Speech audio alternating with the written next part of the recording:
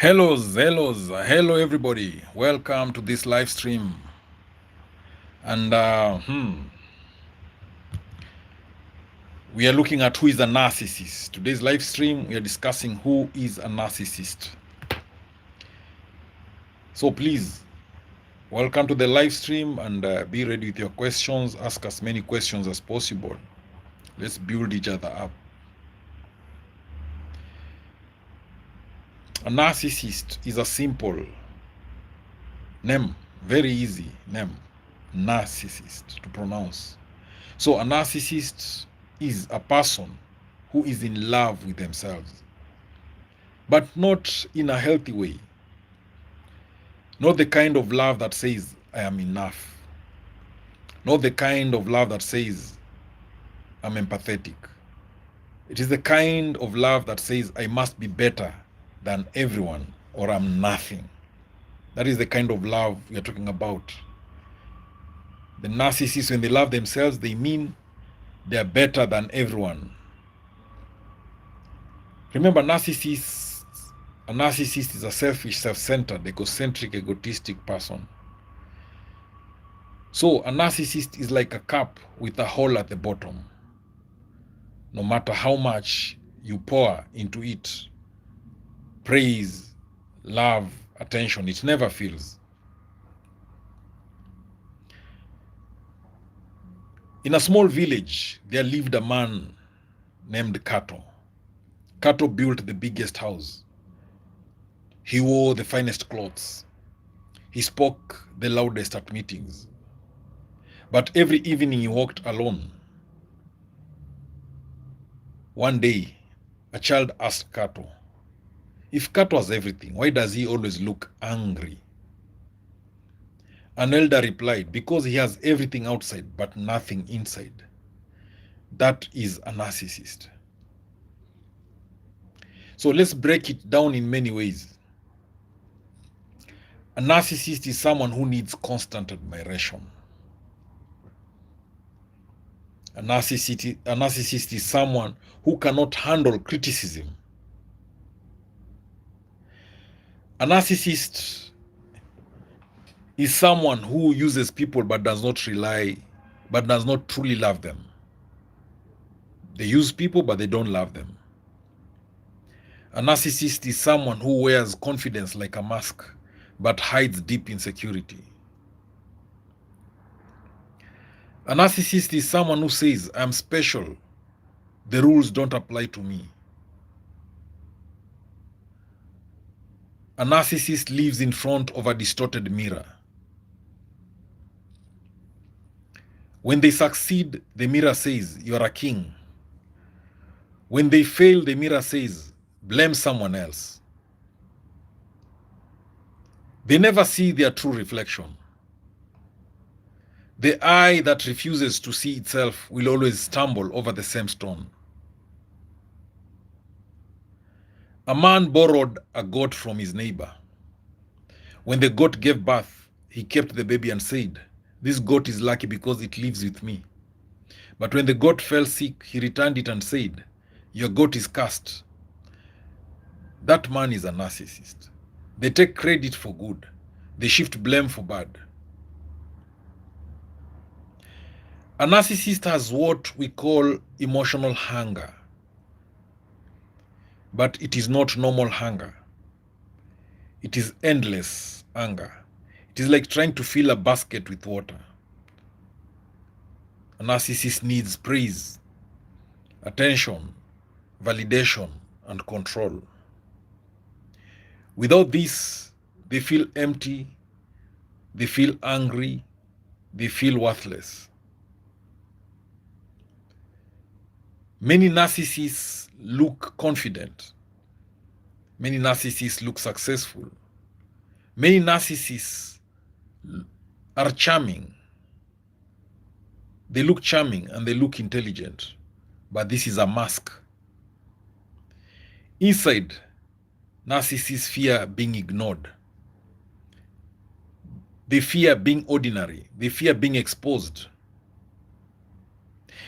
There is a wise saying that says, the tallest tree often hides the deepest rot.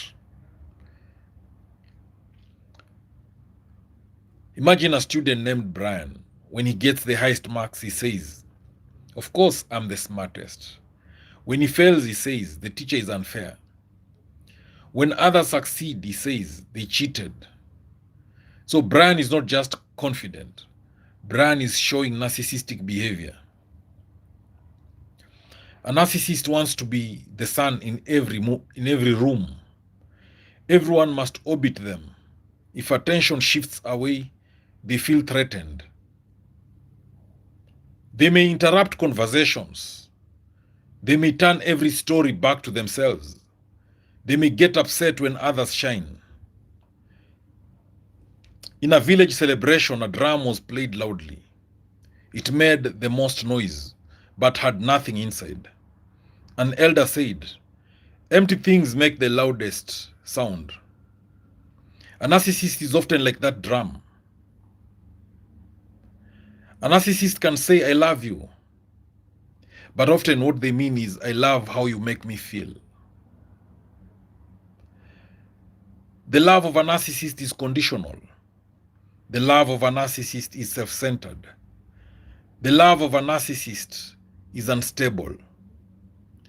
When you stop feeding the narcissist ego, their love fades. Yes, welcome on board, MP. Welcome on board. And I must say hi and please thank you for joining us in this live stream. We are looking at the narcissist and how to protect yourself. So the cycle of a narcissist often behaves in a pattern that is, first of all, is about idealization. They treat you like gold, where they tell you you are perfect. Then they devalue you. They criticize and belittle you. They'll say you're not enough. MP, thank you. You're saying, hello, I often listen to you. Thank you so much. And I appreciate, and please keep on doing that. Let's keep building each other up and let's keep supporting each other. Let's create awareness about narcissism. And please feel free to ask any questions as we proceed with this live stream. And let's keep interacting and let's keep communicating. Let's keep engaging. Now, the cycle of a narcissist, it starts with idealization, where the narcissist treats you like gold. They'll show you are perfect. They'll criticize and belittle you. That is the second stage. It's called devaluation. They'll show you are not enough. Then they'll discard you. They'll withdraw or leave. They'll say you are nothing to me. They'll show you are nothing. Then sometimes they return. And when they return, it's called the hoovering stage or the hoover stage. But sometimes they don't return. Thank you, MP. Thank you so much. You're saying I often describe your ex-wife. Thank you so much. That's what it is about narcissists. They have a similar pattern. They are very predictable creatures because they say if it quacks like a duck, it is a duck. So if someone has all the traits of a narcissist, then they are one. They are a narcissist. Let me give you the story of the mango tree. A man planted a mango tree. At first, he watered it daily. When the mango tree grew, he ignored it. When it stopped producing fruit, he cut it down. That is how a narcissist treats people. So why a narcissist like this? Narcissism often comes from childhood neglect. Narcissism also comes from overpraising without grounding. It can also come from emotional wounds.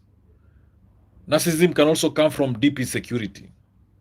It is like building a palace on sand. From far, it looks strong. Up close, it's fragile. At the heart of a narcissist is one deep fear that I'm not enough.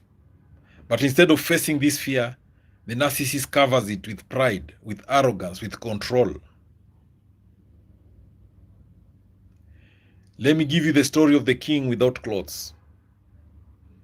A king loved praise. No one could tell him the truth. One day he walked naked.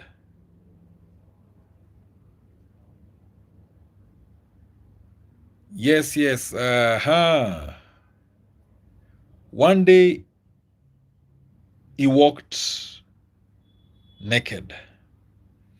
That is the king. One day he walked naked, believing he wore royal clothes. Everyone clapped except a child who said, "The king has nothing on." A narcissist fears that child because truth exposes them.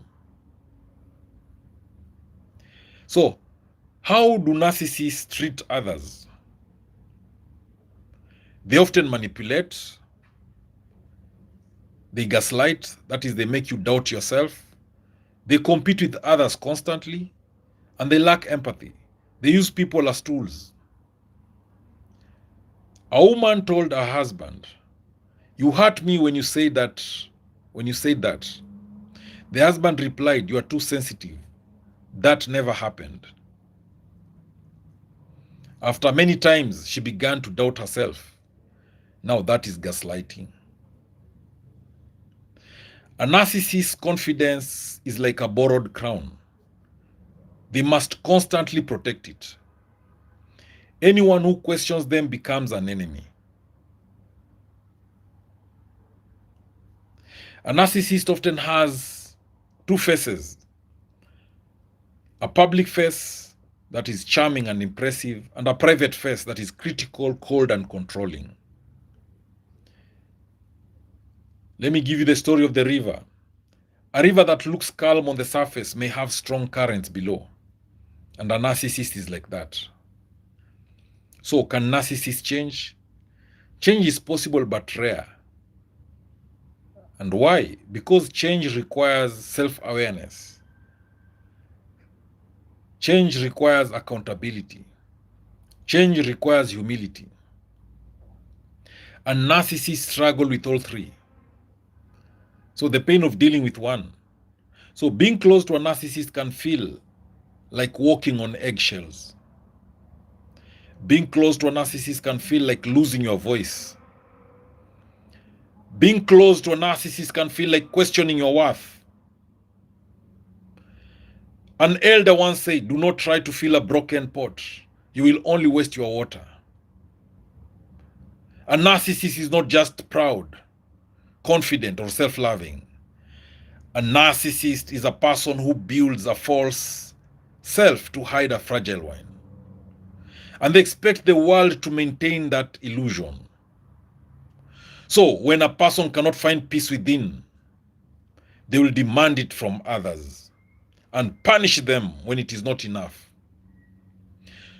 So what are the types of narcissists that you know?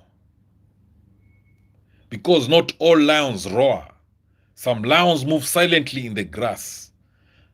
So not all narcissists will be recognizable. Some are hidden, just like the way not all lions roar. Some move silently in the grass. So number one type of narcissist we have is the overt narcissist. This is the loud lion. This is the one most people recognize. The overt narcissists, they are loud, proud, and dominant. They love attention. The overt narcissist brags openly. They feel superior to others.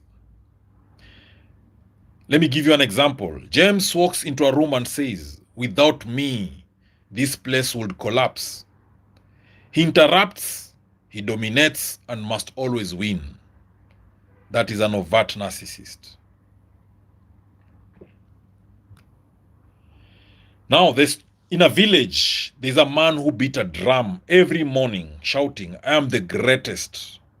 One day the drum tore and silence revealed the truth. The lesson here is that noise is not power. Noise is often insecurity shouting. The number two type of narcissist is the covert narcissist. The other name of a covert narcissist In the narcissistic language, we call that type of a narcissist the silent snake. To me, this is one of the most dangerous types of narcissists because they don't look like narcissists. In fact, you might even mistake a covert narcissist for an empath. So what does a covert narcissist look like? They are quiet, they are shy, they are humble. They play the victim. They seek sympathy instead of admiration. They use guilt instead of control. For example, Mary says, I do everything for people, but no one appreciates me. But behind the scenes, she manipulates people with guilt. So there's a snake that told the villagers, I am weak, protect me. But at night, it beat them one by one. So the lesson here is that not all harm comes with noise. Some comes with tears. Then we have the malignant narcissist, the fire that burns everything.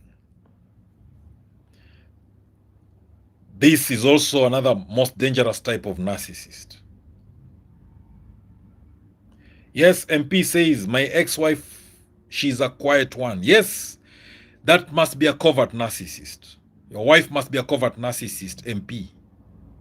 And thank you. If you're watching this live stream, please feel free to drop a comment and let's discuss.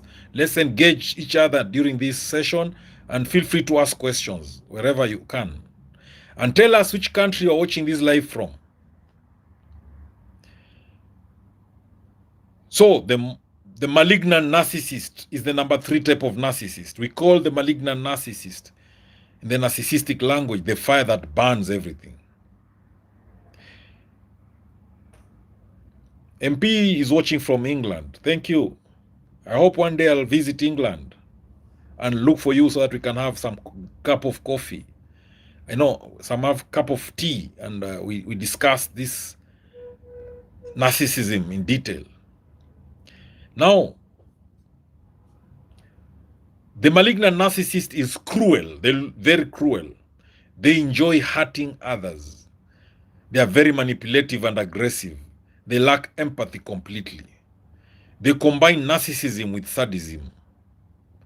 For example, someone who publicly humiliates you, someone who lies without remorse, someone who enjoys your pain, that is a malignant narcissist. A man sets fires just to watch people run. When asked why, he said, it makes me feel powerful.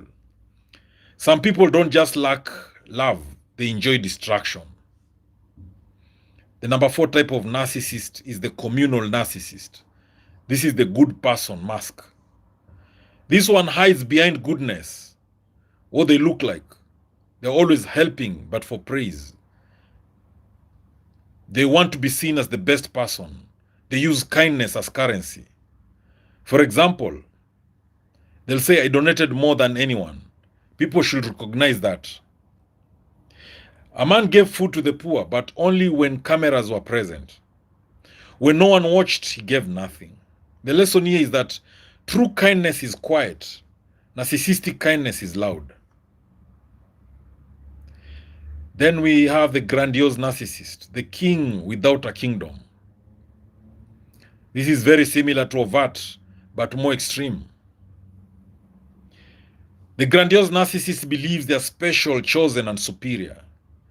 The grandiose narcissist, they have these fantasies of power and success. They look down on others.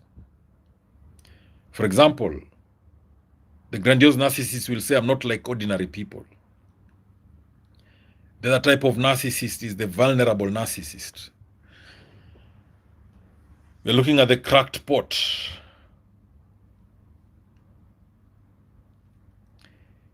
The grandiose narcissist is very sensitive, but still self-centered. They are easily offended.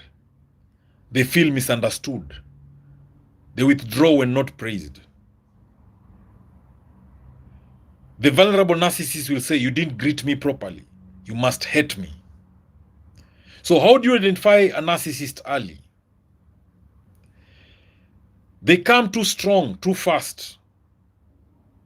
And the signs are that the narcissist will say, "You are my soulmate," within just days of knowing each other. Maybe a day, and they'll already say you are soulmates. They will say, they'll give excessive compliments. They'll give intense attention. There's a fisherman who throws a net, not one thread at a time, but all at once. The lesson is, first love is often a trap, not a gift.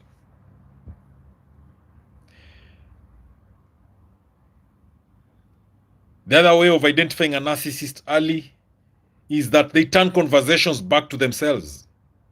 No matter what you say, your story becomes their story. Your pain becomes their stage. To identify a narcissist, you'll also realize they cannot handle criticism. Even small feedback becomes anger, defensiveness, blame. For example, when you say, "Maybe we can improve this," the narcissist hears you saying you are useless. The other way of identifying a narcissist, the number 4 way of identifying a narcissist, is that they lack real empathy. They may pretend, but you feel it. Tell them something painful. Do they sit with you? That is healthy. Or do they shift focus to themselves? That is narcissistic. The other way of identifying a narcissist is that they create confusion. Today, the narcissist is very kind. Tomorrow, they are very cold. You start feeling unstable, unsure, and drained. If the path keeps changing, then you are being led in circles. The narcissists, they always play the victim. Everyone has wronged them. Ex-partners, friends, family, but never themselves. Your gut also feels uneasy. That's another way of knowing the narcissist. You may not have proof, but you feel that this is a narcissist. Something is off. Something is not genuine. Now, that's another way of identifying a narcissist. The body whispers before the mind understands. So, how do you protect yourself from a narcissist? Because understanding without protection is dangerous. So, to protect yourself from a narcissist, set clear boundaries. Say no. Say, "I'm not comfortable with that." You can say, "That doesn't work for me." And don't explain too much. A fence does not argue with goats, it simply stands. So do not try to change them. To protect yourself from a narcissist, do not try to change them. This is a common mistake. You think, if I love them enough, they will change. But you cannot heal someone who denies they are wounded. Limit personal information. Narcissists use your fears, secrets, and weaknesses. So to protect yourself from a narcissist, limit personal information. They use your fears, secrets, weaknesses against you later. Watch actions, not words. They may say, "I love you, I care," but their actions show control. Their actions show disrespect. There's a proverb that says, "The mouth can lie, the feet always tell the truth." So, to protect yourself from a narcissist, keep your support system. Do not isolate yourself. Stay connected to friends, to family, to mentors. Narcissists thrive when you're alone. To protect yourself from a narcissist, use the gray rock method. Be boring. No emotional reactions, no deep engagement. Be like a rock. Be uninteresting. Be unresponsive. This reduces their control. Know when to walk away. To protect yourself from a narcissist, know when to walk away. Sometimes the safest protection is distance. There's a man who kept trying to carry a burning log. An elder told him, "Drop it, or it will teach you the hard way." So to protect yourself from a narcissist, rebuild your self-worth. After dealing with a narcissist, you may feel small, you may feel confused, you may feel drained. You must remind yourself your voice matters, your feelings are valid, you deserve respect. Not everyone who smiles with you wishes you well, and not everyone who challenges you is your enemy. Learn to see not just with your eyes, but with your understanding. Now, let me give you some real-life relationship scenarios. There's a marriage, the house that looks happy but is not. In a marriage, you'll think it's happy, but sometimes it's not. Let me give you the story of Amina and Daniel. From the outside, Amina and Daniel look perfect. Nice home, smiling photos, well-dressed children. But inside the house, something is off. What happens behind closed doors? Daniel criticizes Amina constantly. Daniel controls finances. Daniel dismisses her feelings. When Amina says, "You hurt me when you speak like that," Daniel replies, "You are too sensitive. You should be grateful. I take care of you." So over time, Amina stops speaking up. She doubts herself. She feels small in her own home. So what this teaches us is that a narcissistic spouse often turns love into control. Let me repeat that again. A narcissistic spouse often turns love into control. A narcissistic spouse turns partnership into power. A narcissistic spouse turns communication into confusion. A home is not built by walls, but by how people are treated inside it. So what are the common marriage patterns with a narcissist? One is silent treatment after disagreements. Two is gaslighting. The narcissist will say that never happened. Three is emotional neglect. And four is public charm, private cruelty. At the workplace, the boss who eats his team. Let's talk about the story of Peter at the office. Peter has a boss named Mr. K. At first, Mr. K seems impressive, confident, charismatic, visionary. But slowly things change. What happens? Peter does great work. The boss takes credit. Mistakes happen. The boss blames Peter publicly. Feedback is ignored. Ego is protected. So when Peter tries to explain, "I think we should improve this process," the boss snaps. "Are you questioning my leadership?" That is what the narcissistic boss says. So what does this teach us? A narcissistic boss sees employees as tools, not people. A narcissistic boss takes praise and shifts blame. A narcissistic boss feels threatened by competence. A bad leader builds himself. A good leader builds others. So what are the red flags at the workplace? You'll feel anxious before meetings. Your ideas are stolen. You are praised in private, criticized in public. Promotions depend on pleasing ego, not performance. So let's look at friendships. The friend who competes with you. The story of Brian and Kevin. Brian shares good news. "I got a new job." Kevin replies, "That's good, but mine pays more." So Brian shares a struggle. "I've been going through a hard time." Kevin responds, "You think that's bad? Listen to what happened to me." So what happens over time is that conversations feel one-sided. Your joy is minimized and your pain is ignored. So what does this teach us? That a narcissistic friend competes instead of celebrates. A narcissistic friend listens to respond, not to understand. A narcissistic friend makes everything about themselves. There's a proverb that says, "A true friend claps when you win. A false one counts how many times you clap for them." Let me give you the story of the parent who never sees you.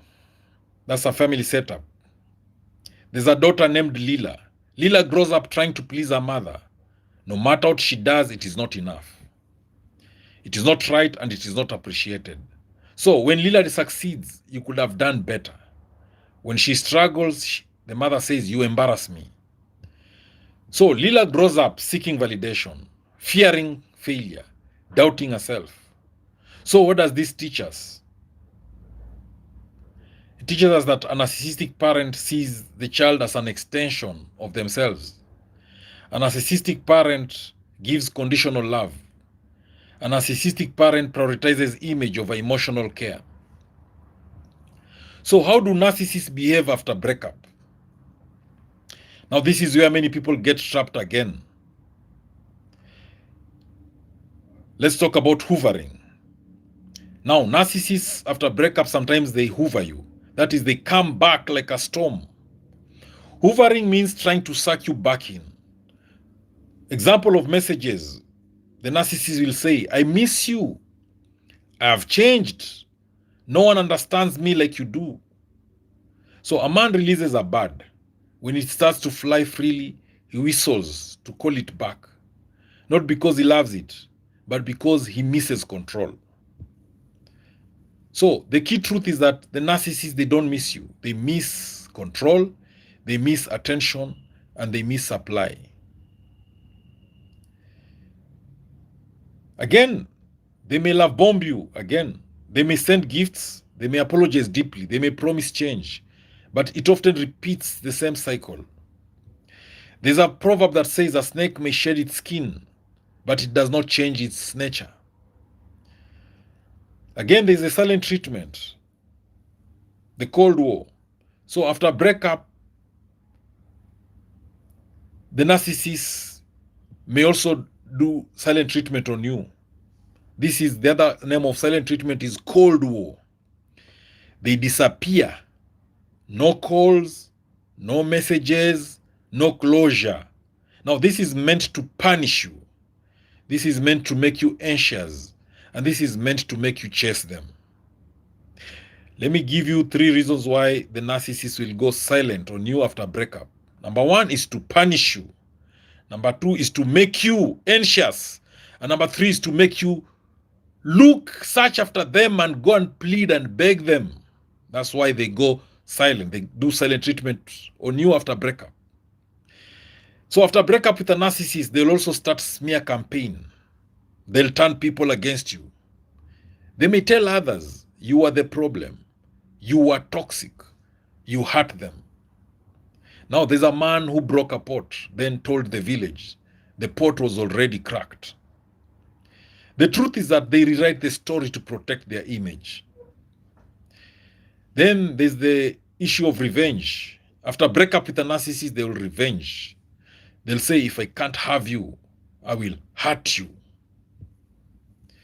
Some narcissists become aggressive. They may spread rumors. They may sabotage your work. They may try to damage your reputation. So after breakup with a narcissist, some will move on very fast. You may see them in a new relationship immediately. You may see them acting happy and perfect.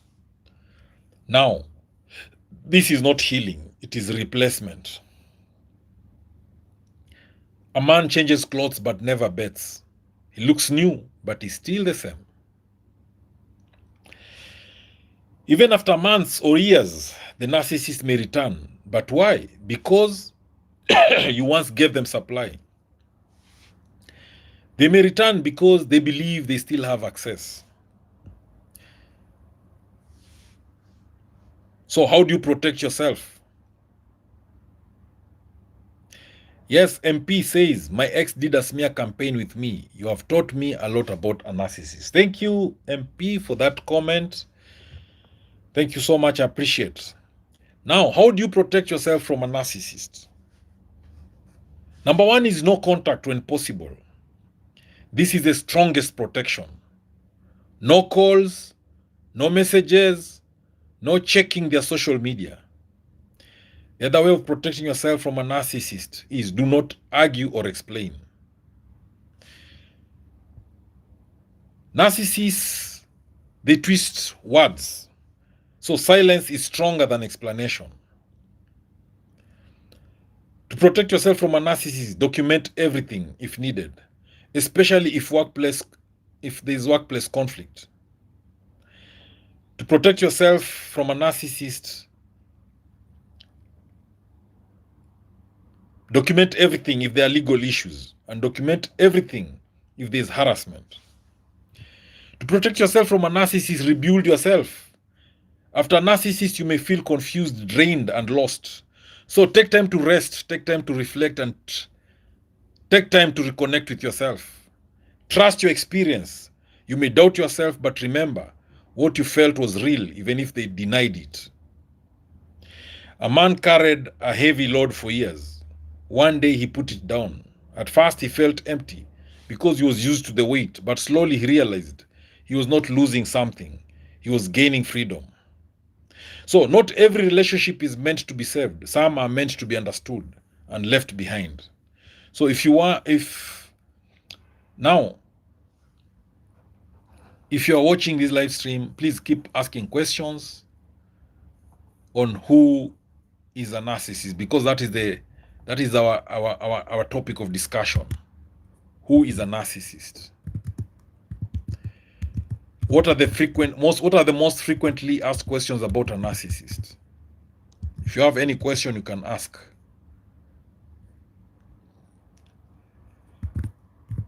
Who is a narcissist?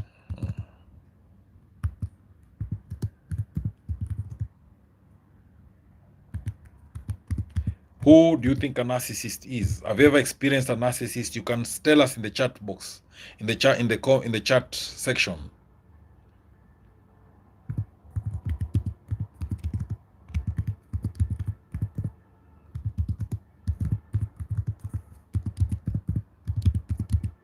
Who do you think a narcissist is?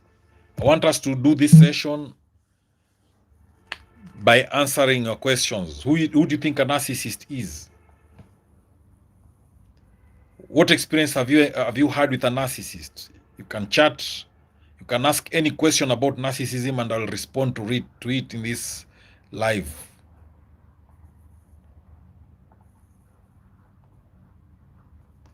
Who do you think a narcissist is? Do you think you're a narcissist yourself?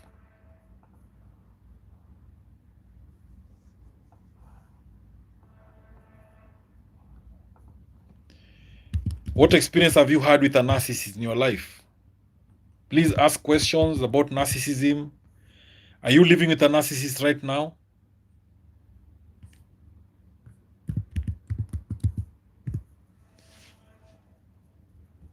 Yes, MP says I live with my ex is a narcissist. Okay, MP says he doesn't think he's a narcissist. That's good. So, do you have a narcissistic boss? Do you have a narcissistic friend in your life? How have you handled them? How do you handle your narcissistic people? Do you have a narcissistic relative? MP says I had 23 years living with one. I'm so sorry. I know it was tough. Dealing with a narcissist is a full-time job. It's not easy. Tell us your experience. Ask questions about narcissists. How did you manage to handle your narcissist? How did you deal with them?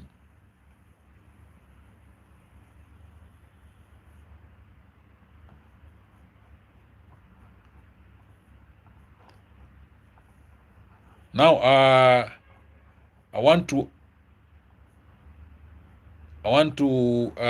handle the most frequently asked questions about narcissism.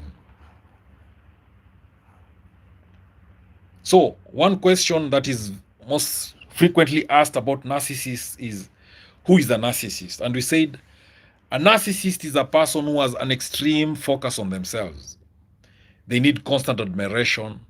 They often struggle to truly understand or care about other people's feelings. Again, is narcissism a personality trait or a disorder? It can be both. Some people show narcissistic traits while others have a more severe pattern, which is called narcissistic personality disorder. Do narcissists love themselves? Not really. Narcissists, they appear confident, but inside, they may have deep insecurity and a fragile self-image. The other question is, can narcissists love other people? Yes, narcissists can form attachments, but their love is often conditional.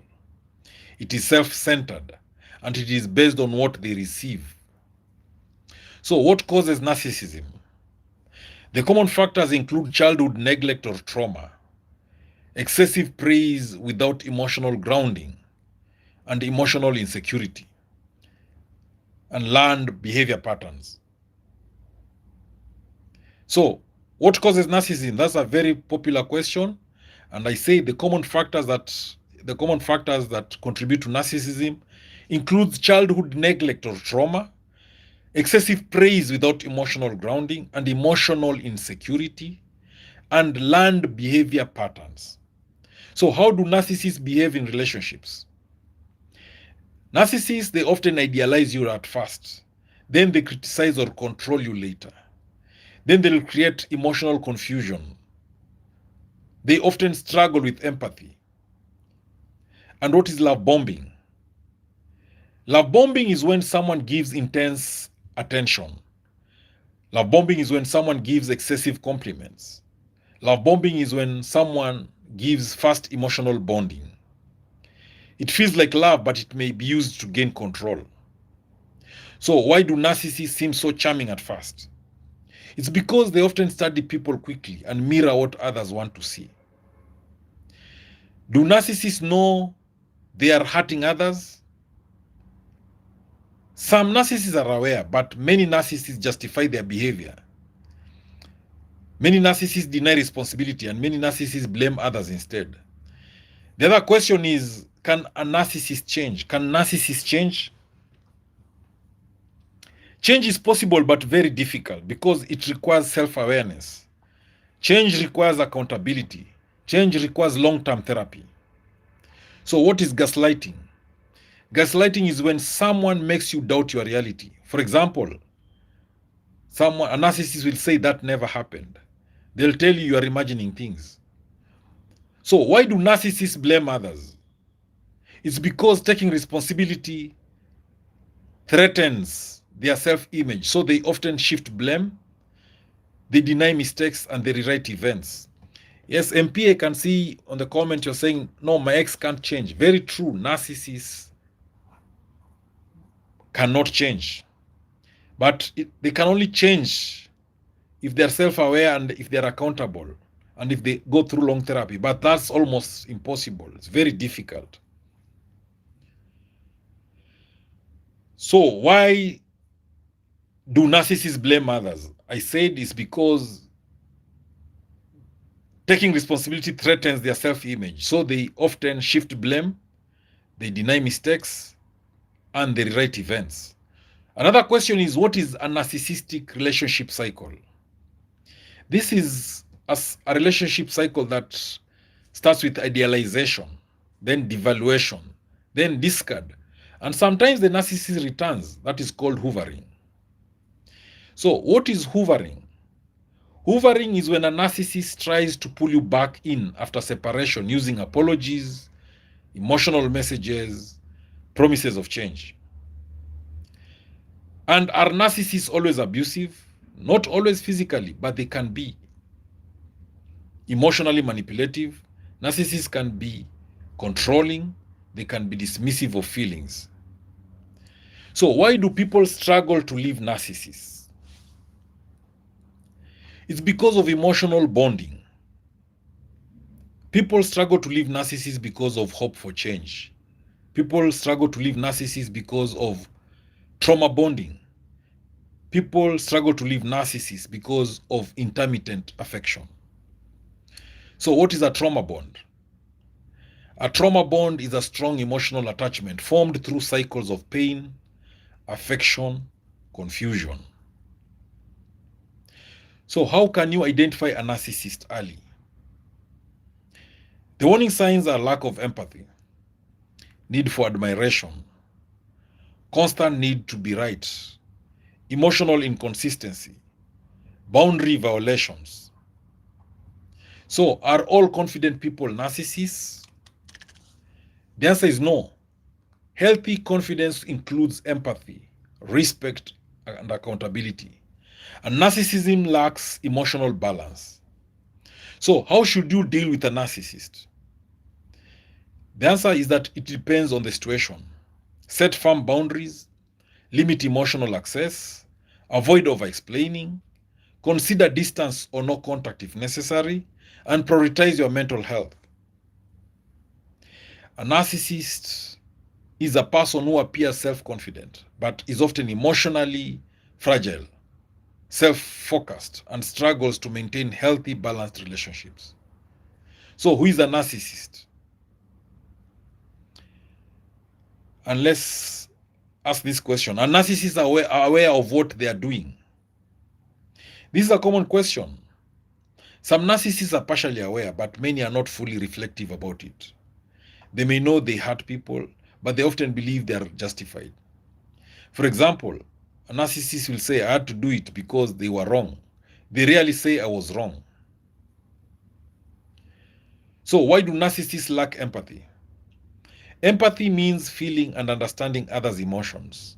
Narcissists often struggle with emotional depth, emotional connection, and perspective taking. So it is like having a mirror that reflects only themselves. They see others but not feel others deeply. So do narcissists feel guilt?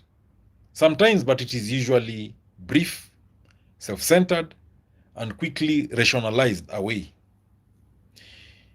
Instead of I hurt someone, they think I look bad because of this. So what are the two faces of a narcissist? Most narcissists show two versions. The first one is public face. They are charming, confident, funny, and impressive. The second face is private face. They are controlling, critical, and emotionally inconsistent.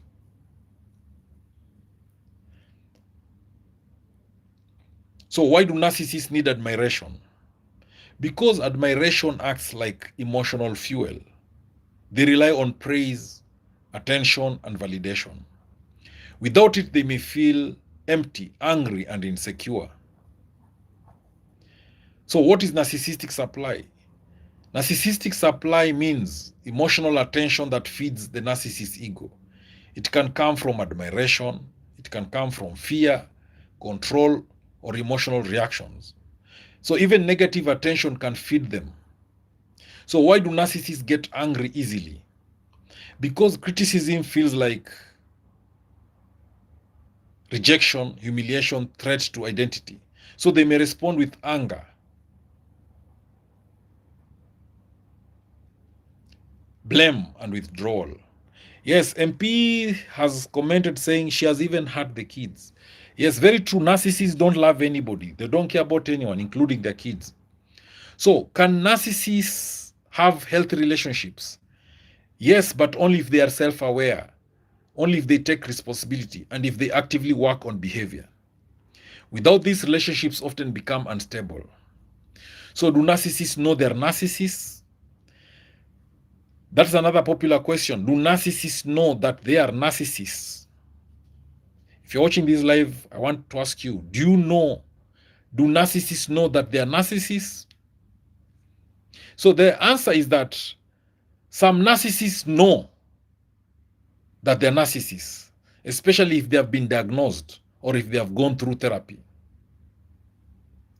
If a narcissist has been diagnosed or if they have gone through therapy, they will know they're narcissists. But many narcissists do not fully accept the label narcissist. Many narcissists will not accept that they are narcissists. The other question is, are narcissists dangerous? Not all narcissists are physically dangerous, but emotionally they can be draining.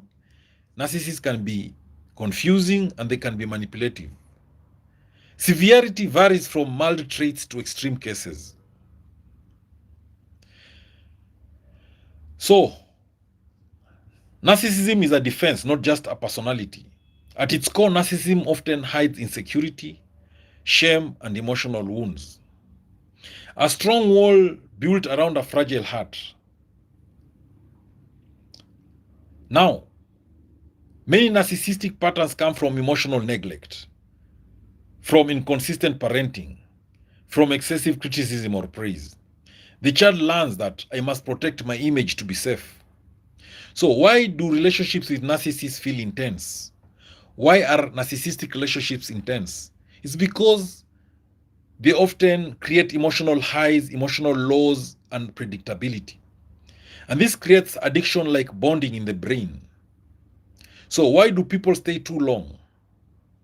The common reasons are that there are hope for change, emotional attachment, guilt, fear of loneliness, and confusion.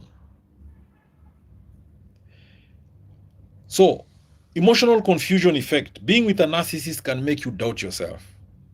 Being with a narcissist can make you overthink constantly. Being with a narcissist can make you lose clarity. This is not weakness, it is psychological overload.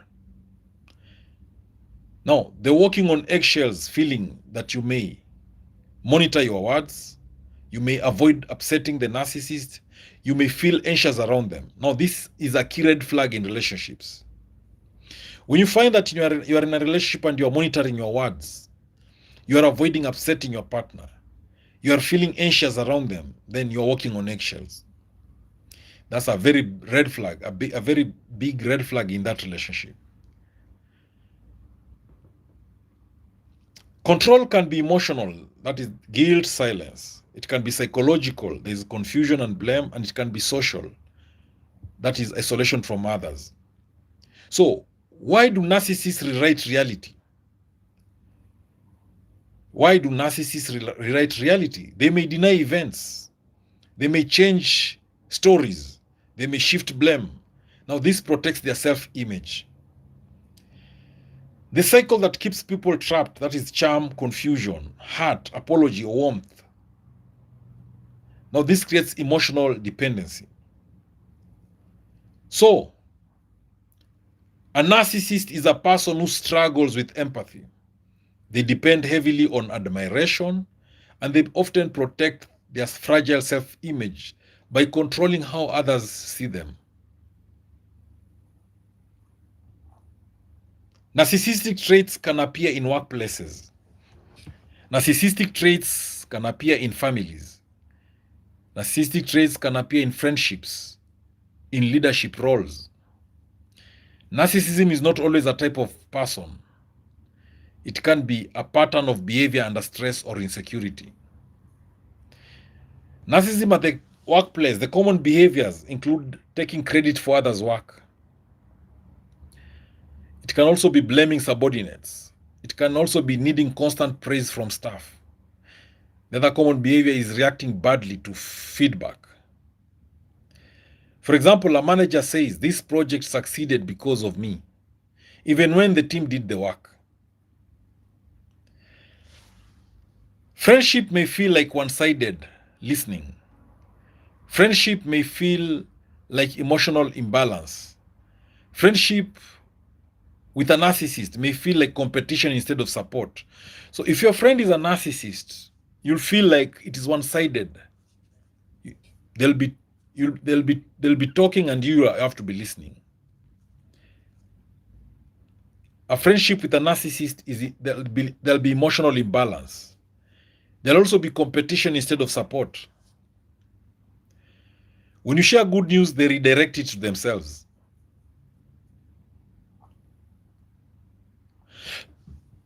Again, let's look at narcissism in family systems. Sometimes a parent demands admiration.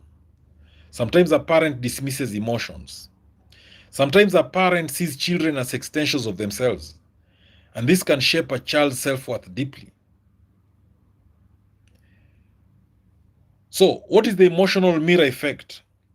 Narcissistic people often treat others as mirrors that reflect their image. So, if you admire them, they value you. If you question the narcissist, they devalue you.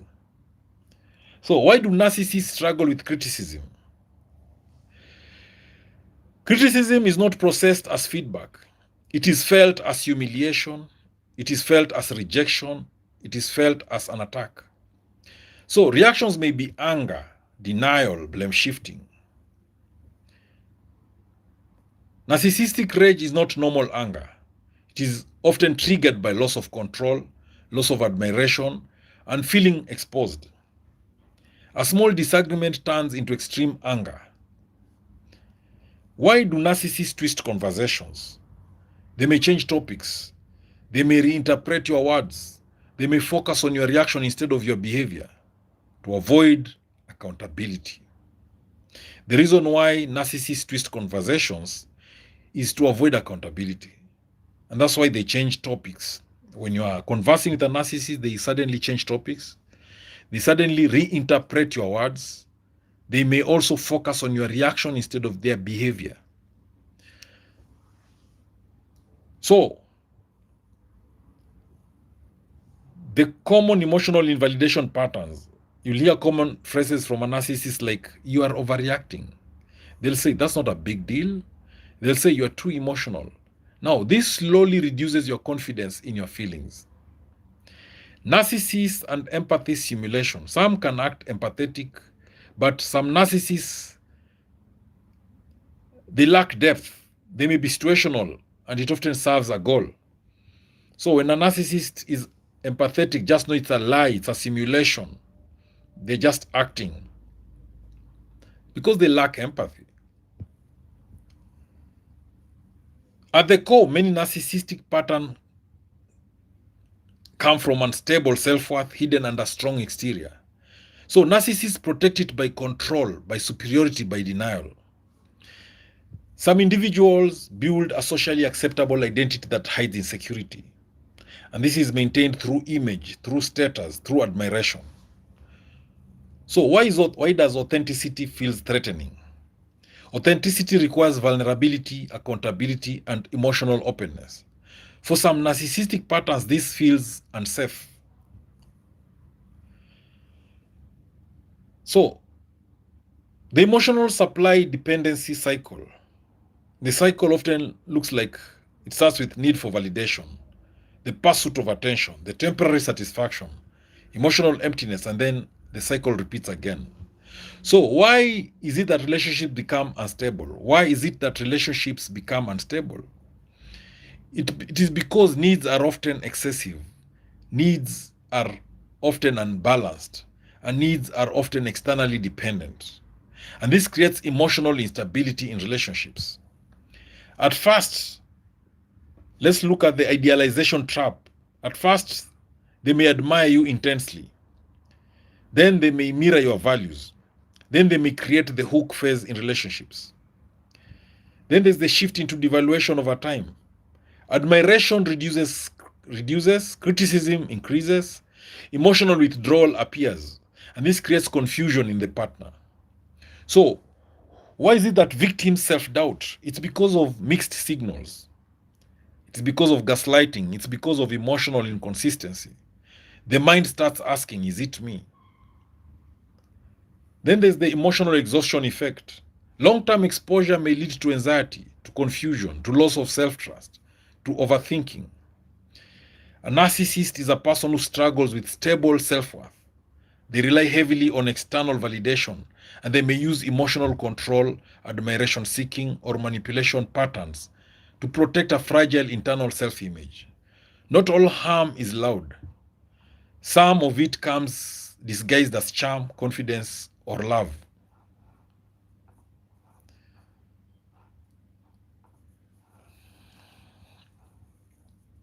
So, what do you think about narcissists and narcissism? What do you think about them?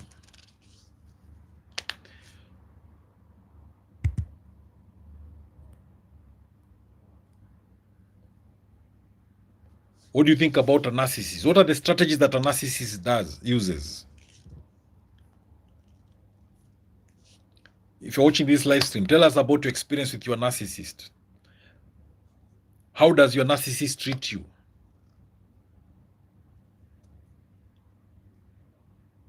What experience have you had with your narcissist in your life? MP says, I don't hate my ex. So tell us about your narcissist.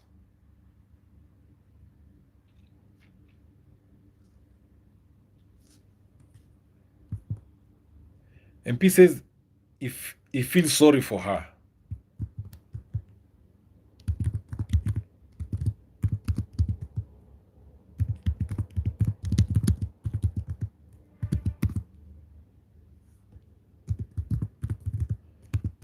So what is your experience with your narcissist?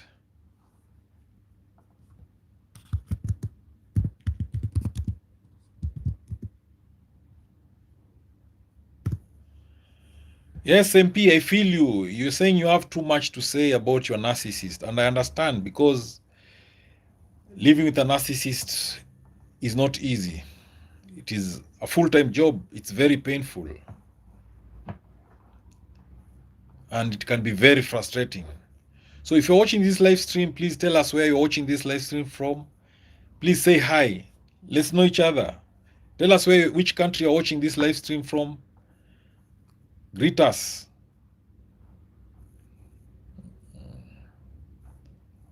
Tell us about your narcissist. How did you handle the narcissist in your life? What strategies do you use?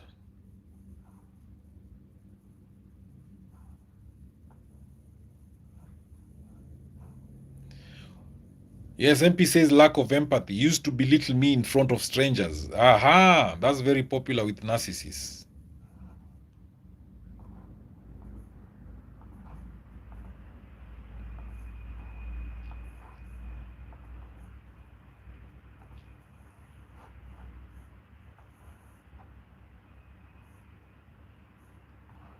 What else did your narcissist do to you? How did they handle you?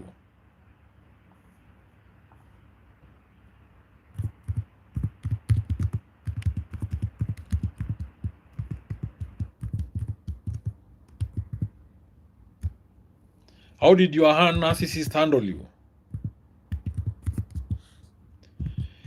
If you are living with a narcissist, how do they treat you? MP says his narcissist will disappear. Probably maybe they were cheating on you. That's what they do. They disappear to cheat.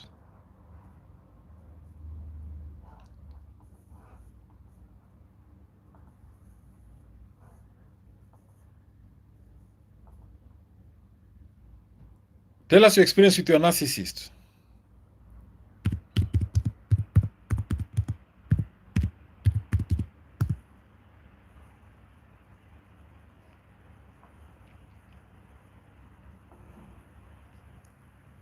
What is your experience with your narcissist in your life?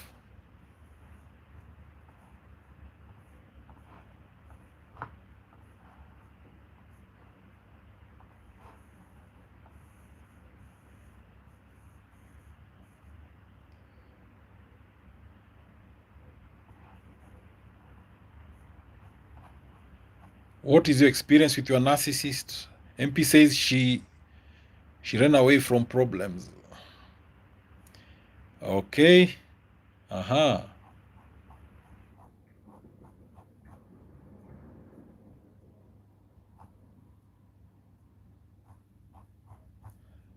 us about your experience with your narcissist.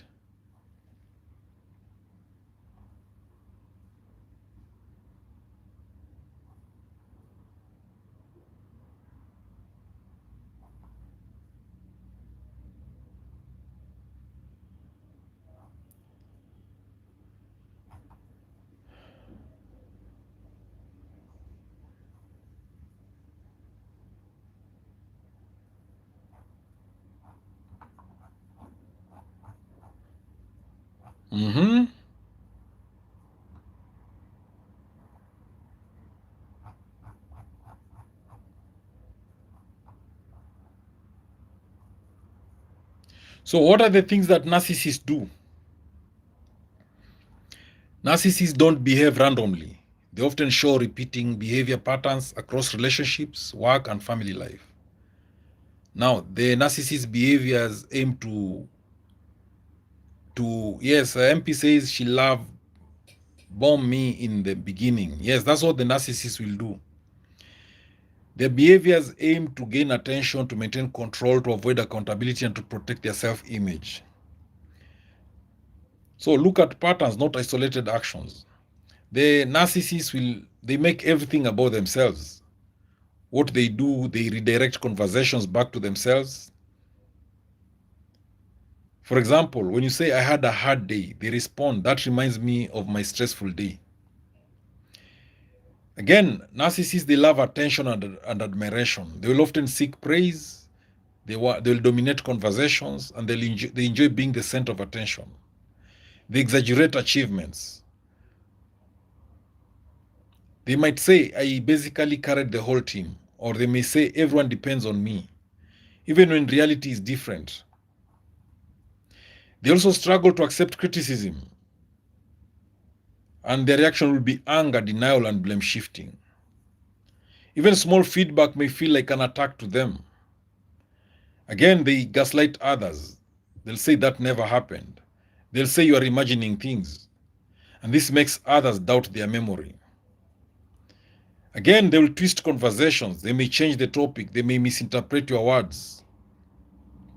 They make you defend yourself instead of addressing the issue.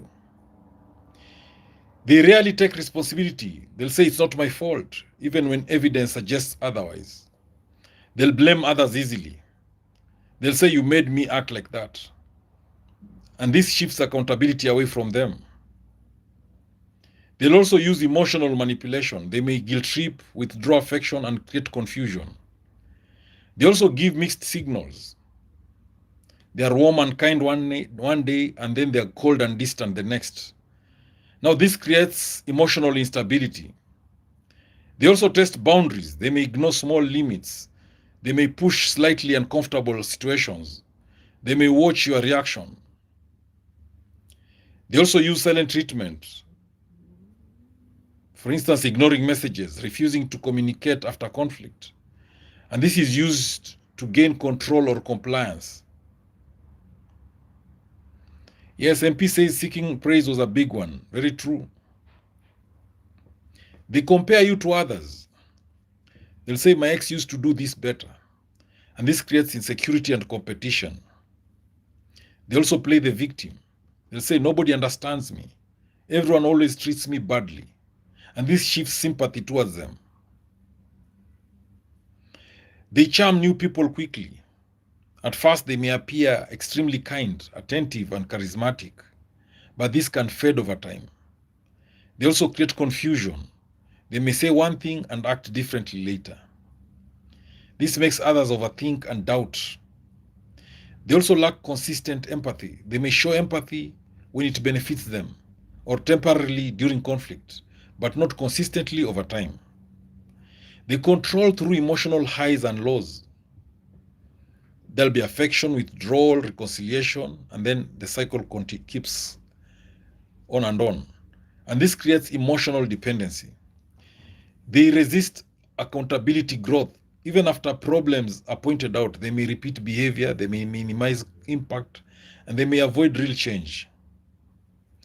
Narcissistic behavior often includes self-focus, emotional inconsistency, manipulation patterns, lack of accountability, control through confusion. So not every confident person is a narcissist, or not every confident person is narcissistic, but consistent patterns of manipulation, lack of accountability, and emotional control are warning signs worth noticing. So what are these things that narcissists do? They rewrite history. They change past events to fit their narrative. They'll say that's not how it happened at all, even when you clearly remember it. The effect is that you start doubting your memory. They'll also minimize your emotions.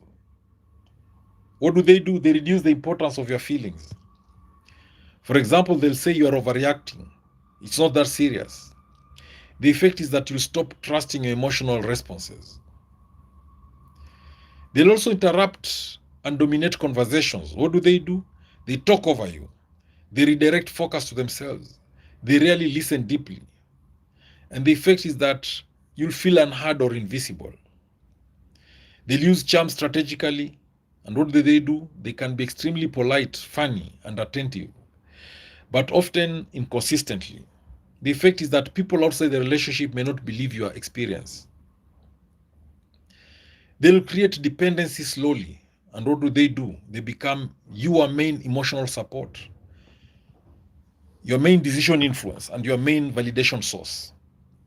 You'll feel like you need them. They punish disagreement.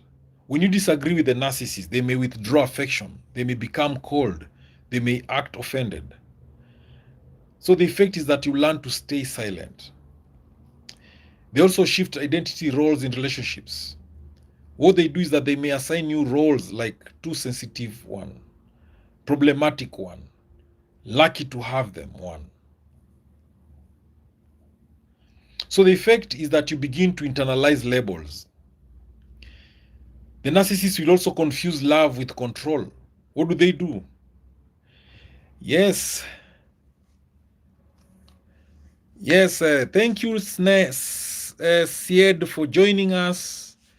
You are saying narcissist neighbor not letting me go to job or earn money. True, because the narcissist wants you to depend on them. Yes, and please tell us which country you're watching this live from. So the narcissist will confuse love with control. They mix affection, criticism, and dominance. The effect is that you'll confuse intensity with love. Again, narcissists rarely apologize properly. What do? Instead of real apologies, they'll say, I'm sorry you feel that way. They'll say, I'm sorry, but you also blah, blah, blah. So the effect is that there is no real accountability that will happen. Narcissists will change rules suddenly. What do? Expectations shift without warning. What was okay yesterday becomes wrong today. So they shift rules. Yesterday, they're okay with something. Today, they're not. So you start feeling unstable and unsure. They also isolate emotionally, not always physically. So what do? The narcissist may not block your friends, but they reduce your trust in others. They may not block your friends, but they make you doubt outside advice. So you only rely on them, you rely on them more. Again, the narcissists, they compete instead of celebrate. What do? When you succeed, they don't play it or shift attention to themselves. So the effect is that you stop sharing achievements. So they'll use silence as control. And what do? They stop communicating to create discomfort. So you start feeling anxious and you try to repair things. The narcissist will also escalate slowly over time. What do? Early behaviors are mild. Later behaviors they worsen. There'll be small disrespect. And the disrespect becomes bigger over time.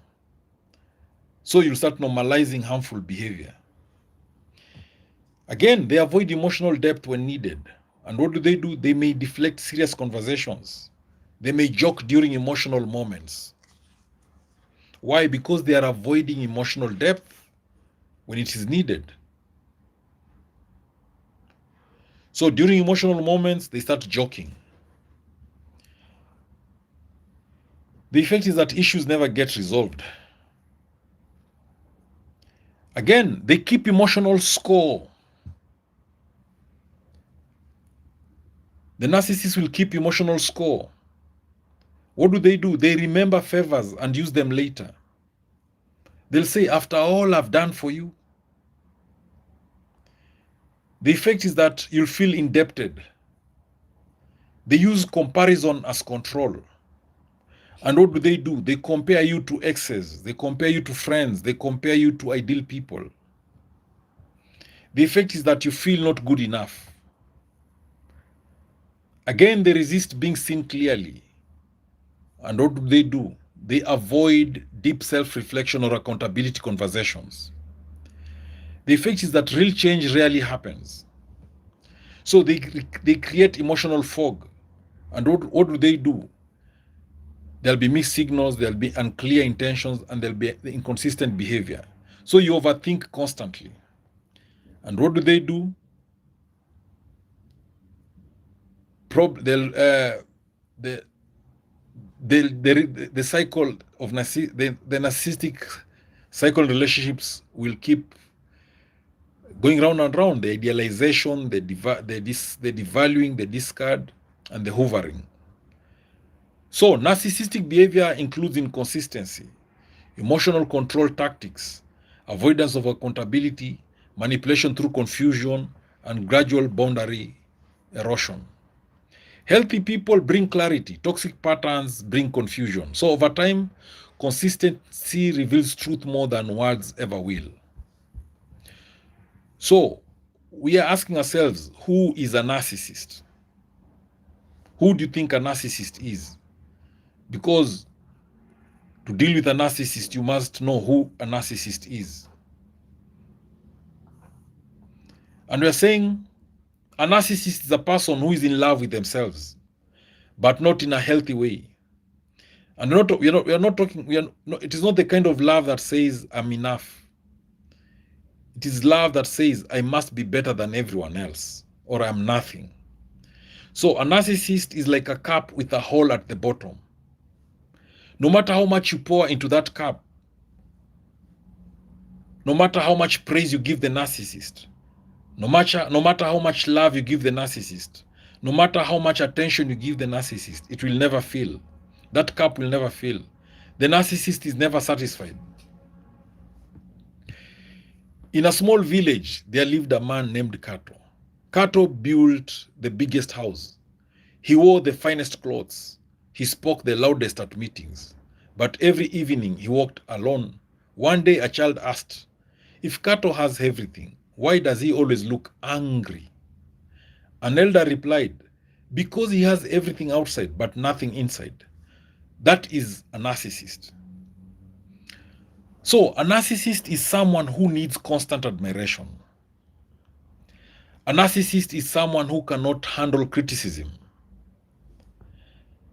A narcissist. Yes, there's a comment by Pekamo. He says, I'm loving your unique thought pattern of this topic. Thank you, Pekamo. Please keep asking those questions, keep commenting. Let's engage. And you can please also feel free to tell us which country you're watching this live from. We are saying a narcissist is someone who needs constant admiration. A narcissist is someone who cannot handle criticism. A narcissist is someone who uses people but does not truly love them. A narcissist is someone who wears confidence like a mask but hides deep insecurity. A narcissist is someone who says, I am special. The rules don't apply to me. A narcissist lives in front of a distorted mirror. When they succeed, the mirror says, you're a king. When they fail, the mirror says, blame someone else. They never see their true reflection. Okay, Pekamo is watching from Nigeria. Thank you, Pekamo. And please always find time and share my videos in my YouTube channel to as many people as possible. Those who will find my videos useful and helpful to them. My content is always narcissism and narcissistic relationship, narcissistic abuse, surviving narcissism. So, let me give you the story of the borrowed goat. A man borrowed a goat from his neighbor. When the goat gave birth, he kept the baby and said, this goat is lucky because it lives with me. But when the goat fell sick, he returned it and said, your goat is cursed. That man is a narcissist. They take credit for good, they shift blame for bad. That's what a narcissist does. A narcissist will take credit for good and they'll shift blame for bad. A narcissist has what we call emotional hunger. But it is not normal hunger, it is endless. It's like trying to fill a basket with water. They need praise, they need attention, they need validation, they need control. But you'll never satisfy that hunger. It is endless. You'll never quench their thirst. It is like trying to fill a basket with water.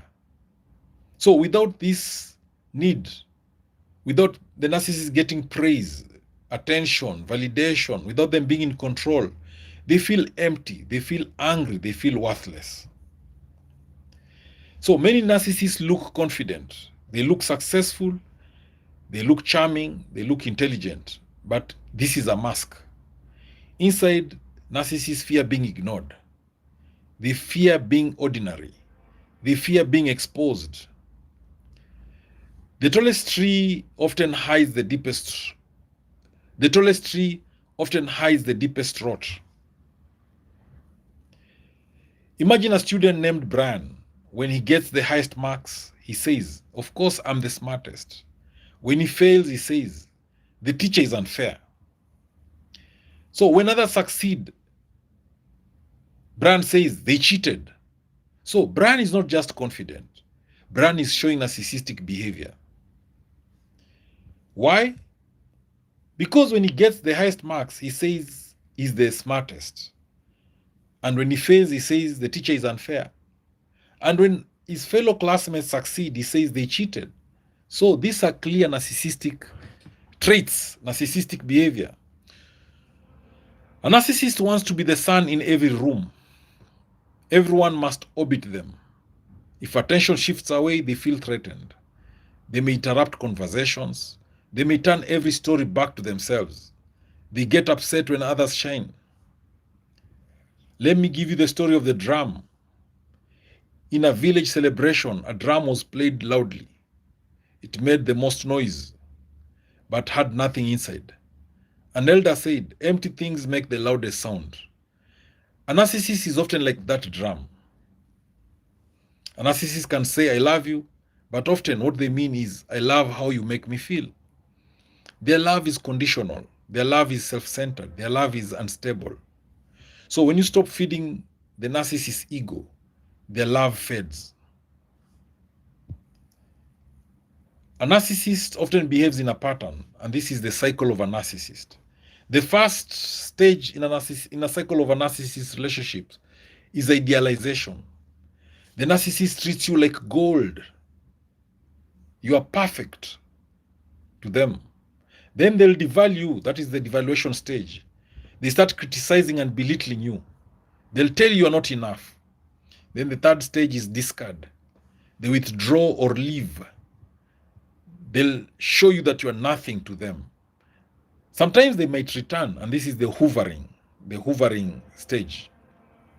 So let me give you the story of the mango tree. A man planted a mango tree. At first, he watered it daily. When it grew, he ignored it. When it stopped producing fruit, he cut it down. And that is how a narcissist treats people. So why are narcissists like this? Narcissism comes from childhood neglect. It comes from overpraising without grounding. It comes from emotional wounds. It comes from deep insecurity. It is like, yes, Pekamo is commenting. Pekamo has just subscribed. Thank you, brother. Let's stay connected and thank you for your subscription. And Pekamo is saying, I've seen my long form video before. Yes, thank you. Emotional hunger that can never be filled. Yes. You cannot fill a narcissist. It's like putting water in a basket. So, what causes narcissism? It comes from childhood neglect. It can also come from overpraising without grounding. It also comes from emotional wounds. Narcissism also comes from deep insecurity. It is like building a palace on sand. From far it looks strong, but up close it is fragile. At the heart of a narcissist is one deep fear that they are not enough. So instead of facing this fear, they cover it with pride, with arrogance, with control. There's also the story of the king without clothes. A king loved praise. No one could tell him the truth. One day he walked naked. believing he wore royal clothes. Everyone clapped except a child who said, "The king has nothing on." So a narcissist fears that child because truth exposes them. So how do narcissists treat others?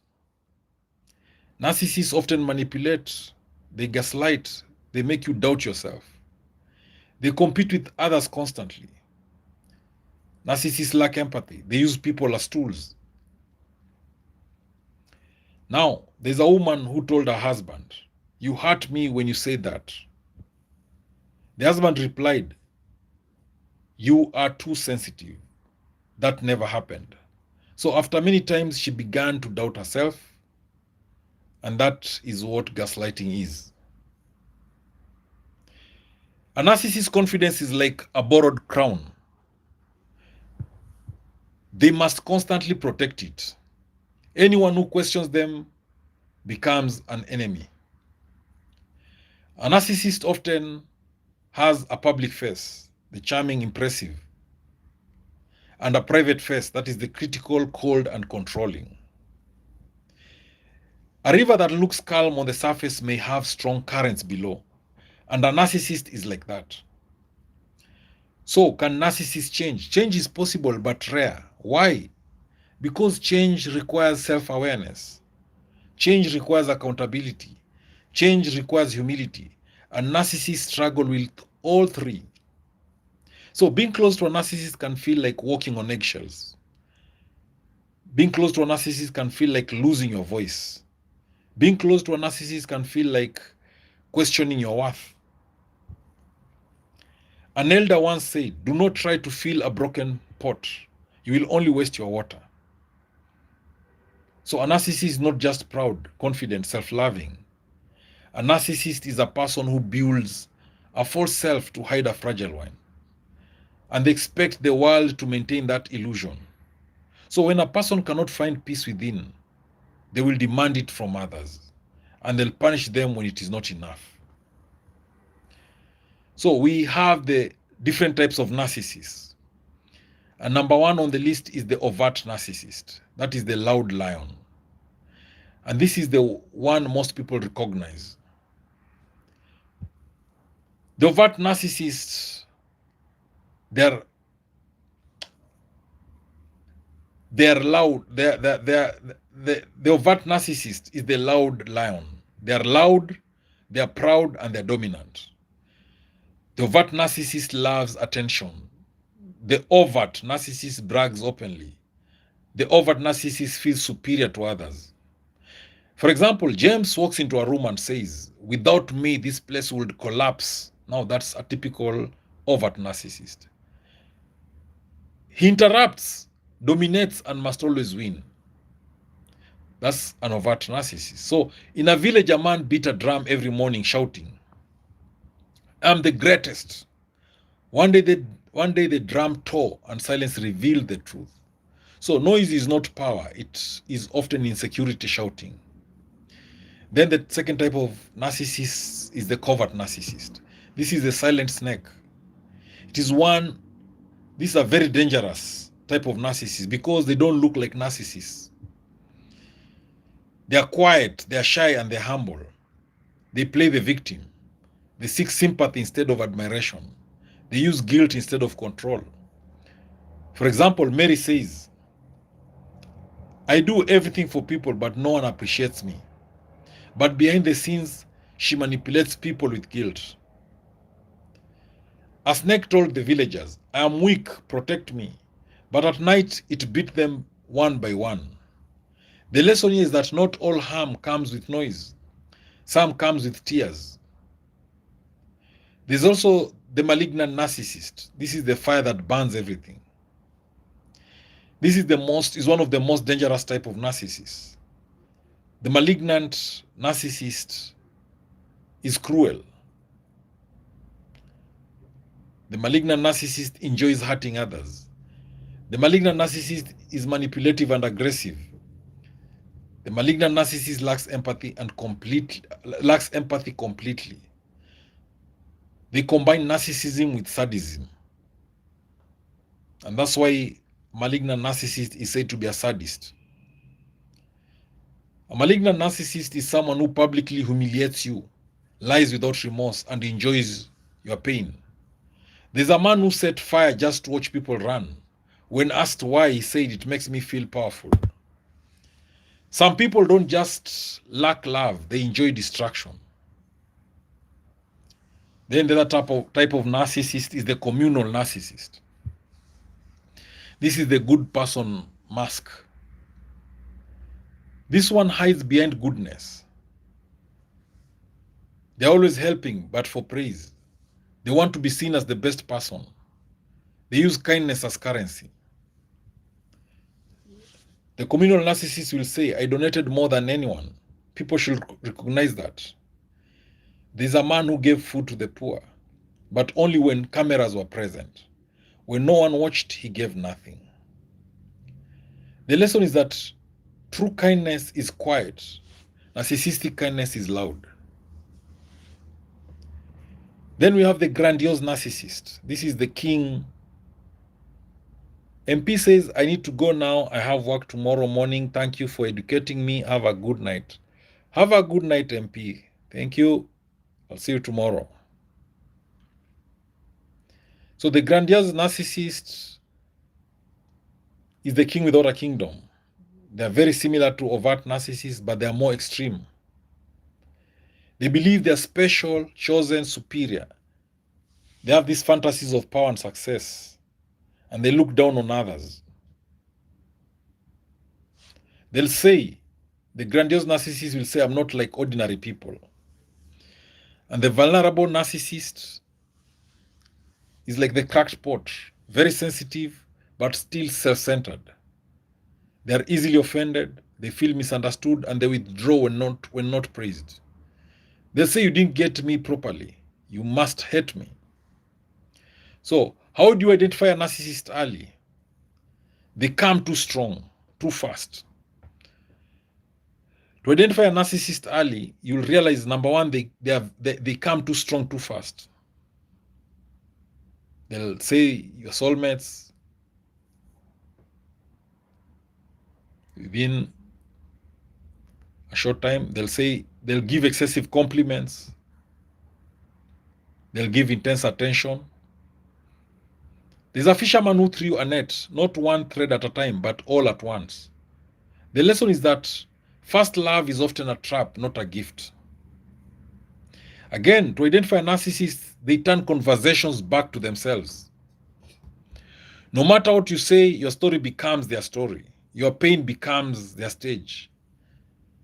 Again, to identify a narcissist, you realize they cannot handle criticism. Even small feedback becomes anger. It becomes defensiveness. It becomes blame. For example, when you say, "Maybe we can improve this," they will hear you saying you are useless. They also lack real empathy. They may pretend, but you feel it. You can test them. Tell them something painful. Do that narcissist sit with you? No. Or do they shift focus to themselves? Now that's a narcissist. If they shift focus to themselves when you tell them something painful. Do they create confusion? That's a way of identifying a narcissist. Today they are kind, tomorrow they are cold. You feel that they are unstable, they are unsure, and they are drained. If the path keeps changing, then you are being led in circles. They always play the victim. Everyone has wronged them. Ex-partners have wronged them. Friends have wronged them. Family have wronged them, but never themselves. Your gut feels uneasy, and this is very important. You may not have proof, but you feel something is off. Something is not genuine. The body whispers before the mind understands. So how do you protect yourself? Set clear boundaries. Say no. Say, "I'm not comfortable with that." Say, "That doesn't work for me." And don't explain too much when dealing with a narcissist. Because offense does not argue with goats, it simply stands. Do not try to change the narcissist, because this is a common mistake. You might think, "If I love them enough, they will change." But you cannot heal someone who denies they are wounded. Again, to protect yourself from a narcissist, limit personal information. Narcissists will use your fears, they'll use your secrets, they'll use your weaknesses against you later. Again, to protect yourself from a narcissist, watch actions, not words. They may say, I love you, I care, but their actions show control and disrespect. Remember, the mouth can lie, the feet always tell the truth. To protect yourself from a narcissist, keep your support system. Do not isolate yourself. Stay connected to friends, family, and mentors. Because narcissists thrive when you're alone. Again, to protect yourself from a narcissist, use the gray rock method. Be boring. No emotional reactions, no deep engagement. Be like a rock. Be uninteresting. Be unresponsive. This reduces their control. Know when to walk away. Sometimes the safest protection is distance. A man kept trying to carry a burning log. An elder told him, drop it, or it will teach you the hard way. To protect yourself from a narcissist, rebuild your self-worth. After dealing with a narcissist, you may feel small, you may feel confused, you may feel drained. But you must remind yourself that your voice matters, your feelings are valid, that you deserve respect. Not everyone who smiles with you wishes you well, and not everyone who challenges you is your enemy. So learn to see, not just with your eyes, but with your understanding. So let me give you real-life relationship scenarios. A marriage setup. The house looks happy, but it is not. Let me give you the story of Amina and Daniel. From the outside, Amina and Daniel look perfect. Nice home, smiling photos, well-dressed children. But inside the house, something is off. What happens behind closed doors? Daniel criticizes Amina constantly. Daniel, the narcissist, controls finances. Daniel, the narcissist, dismisses her feelings. When Amina says to Daniel, you hurt me when you speak like that, Daniel replies, you are too sensitive. You should be grateful I take care of you. Over time, Amina stops speaking up. She doubts herself. She feels small in her own home. Now, what does this teach us? A narcissistic spouse often turns love into control, turns partnership into power, turns communication into confusion. A home is not built by walls, but by how people are treated inside it. So, the common marriage patterns with a narcissist is the silent treatment after disagreements, gaslighting that they'll tell you that never happened, there's the emotional neglect, and there's the public charm, the private cruelty. So at the workplace, let me give you the story of the boss who eats his team. Story of Peter at the office. Peter has a boss named Mr. K. At first, Mr. K seems impressive, confident, charismatic, and visionary. But slowly things change. What happens? Peter does great work. The boss takes credit. Mistakes happen. The boss blames Peter publicly. Feedback is ignored, and ego is protected. When Peter tries to explain and say, I think we should improve this process, the boss snaps and asks, are you questioning my leadership? So what does this teach us? A narcissistic boss sees employees as tools, not people. A narcissistic boss takes praise and shifts blame. A narcissistic boss feels threatened by competence. There's a saying, a wise saying, a bad leader builds himself, a good leader builds others. So you feel anxious before meetings. Those are the workplace red flags. Your ideas are stolen. You are praised in private, criticized in public. Promotions depend on pleasing ego, not performance. So, friendships, the friend who competes with you. Let me give you the story of Brian and Kevin. Brian shares good news. I got a new job. Kevin replies, that's good, but mine pays more. Brian shares a struggle. I've been going through a hard time. Kevin responds, you think that's bad? Listen to what happened to me. So what happens over time is that conversations feel one-sided. Your joy is minimized, your pain is ignored. So what this teaches us is that a narcissistic friend competes instead of celebrates. A narcissistic friend listens to respond, not to understand. A narcissistic friend makes everything about themselves. A true friend claps when you win. Yes, I can see Jacinta Martha is saying hi. Hi, Jacinta. Please welcome on board on this live stream. Please feel free to comment, to ask questions, to share your experience about narcissists. Yes, C3535. I'm glad to see you, my best friend. Welcome on board. And yes, let's build each other up. And please, if you're joining, please feel free to tell us where you're watching from so that the others can also see and maybe engage. We can engage better in a better way. Now, there's the story of the family. In the family, the parent who never sees you. A daughter named Lila. Lila grows up trying to please her mother. No matter what Lila does, the mother thinks it's not enough. That is the narcissistic mother. Whatever Lila, the daughter, does, the narcissistic mother feels it's not enough. They feel it's not right. It is not appreciated, and it is not appreciated. So when Lila succeeds, the mother says, "You could have done better." When she struggles, the mother says, "You embarrass me." So Lila grows up seeking validation. Lila grows up fearing failure. And Lila grows up doubting herself. So what does this teach us? It teaches us that a narcissistic parent will see the child as an extension of themselves. And they give conditional love. And they'll prioritize image over emotional care. So how do narcissists behave after a breakup? Number one is hoovering.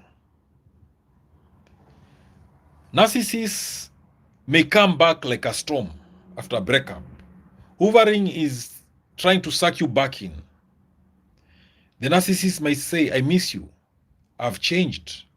No one understands me like you do."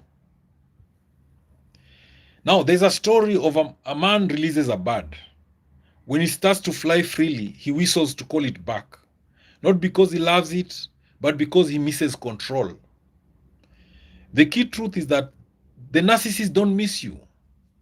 The narcissists, they miss control, they miss attention, they miss supply. The narcissists will love bomb you again. After breakup, they might love bomb you again. They may send gifts. They may apologize deeply. They may promise change, but it often repeats the same cycle. There's a proverb that says, "A snake may shed its skin, but it does not change its nature." When you talk about after breakup, the narcissist may do silent treatment on you. The other name of silent treatment in the narcissistic language is Cold War. Gertrude Ukwamahundu has joined the live and is saying, "Hi, I will subscribe to you." Please do so. Subscribe and also tell your friends to subscribe to. All those who may need help about narcissism, please let them subscribe to my YouTube channel and let them be following these live streams as well. Thank you. Now, the silent treatment is the Cold War.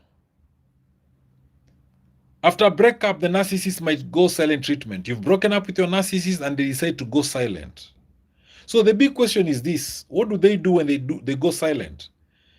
They'll just disappear. There'll be no calls, no messages, no closure.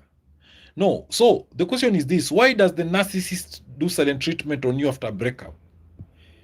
Number one, it is meant to punish you. Number two, the narcissist goes silent on you after a breakup to make you anxious.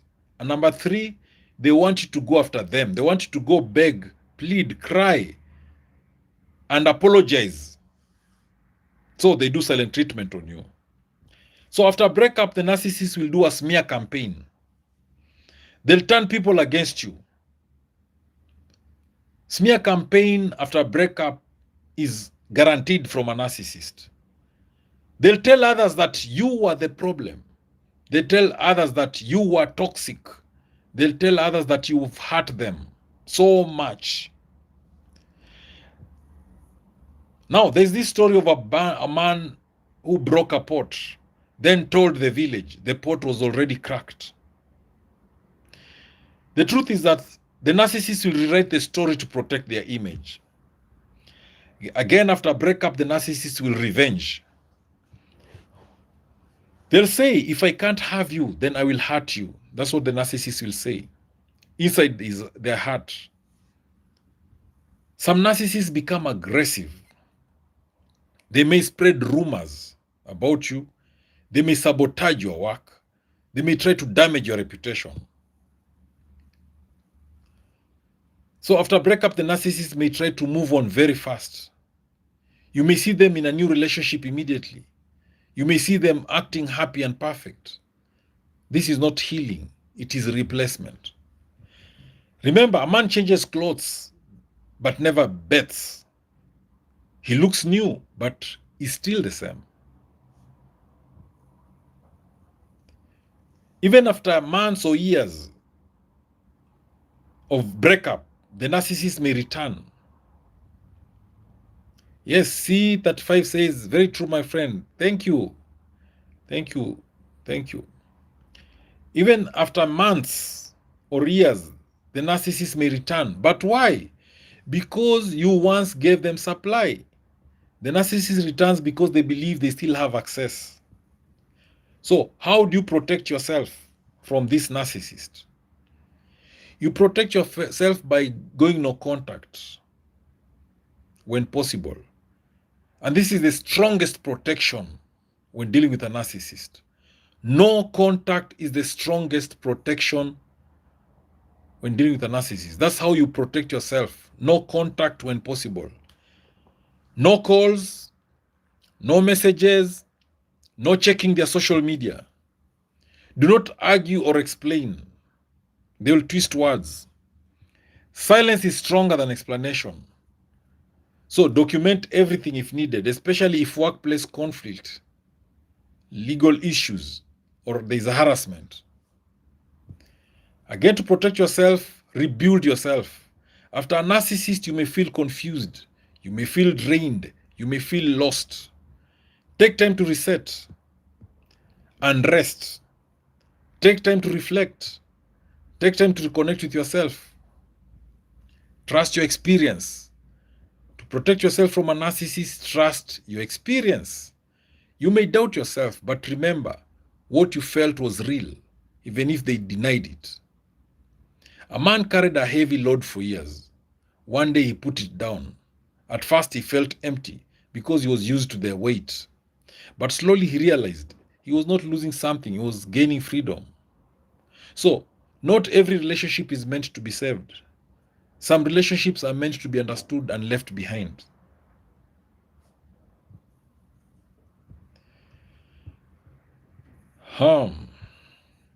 So, I have some frequently asked questions here about narcissists, and I want us to go through them together. One is, who is a narcissist? A narcissist is a person who has an extreme focus on themselves. They need constant admiration. They often struggle to truly understand or care about other people's feelings. A narcissist is, and then the other question is narcissism a personality trait or a disorder? The answer is that it can be both. Some people show narcissistic traits, while others have a more severe pattern called narcissistic personality disorder. The other question is, do narcissists love themselves? The answer is not really. Narcissists often appear confident, but inside, they may have deep insecurity and a fragile self-image. Narcissists, and then the other question is, can narcissists love other people?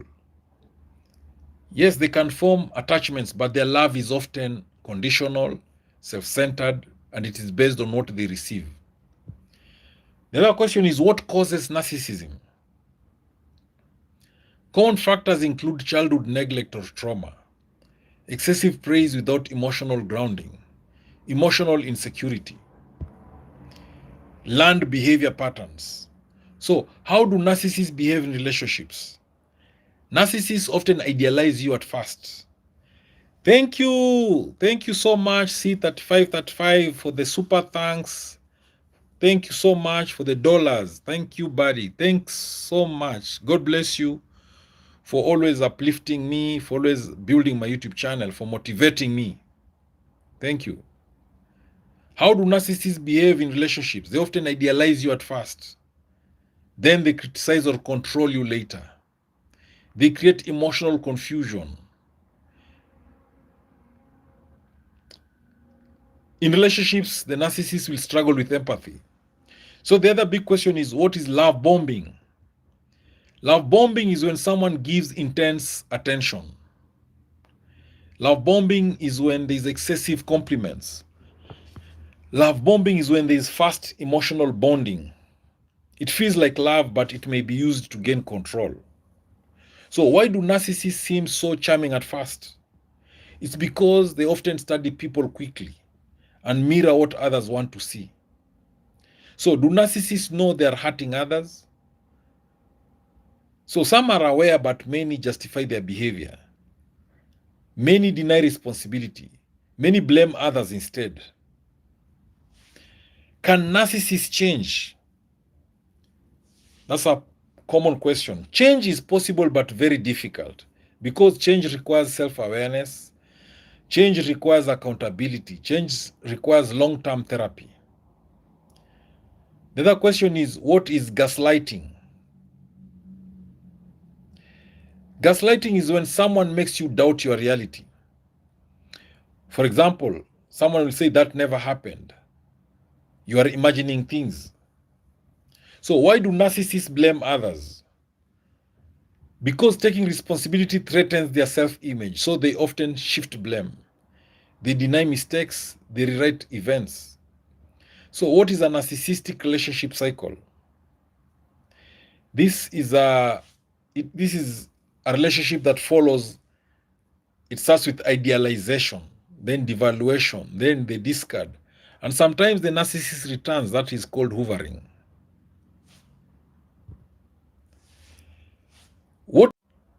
What is hoovering?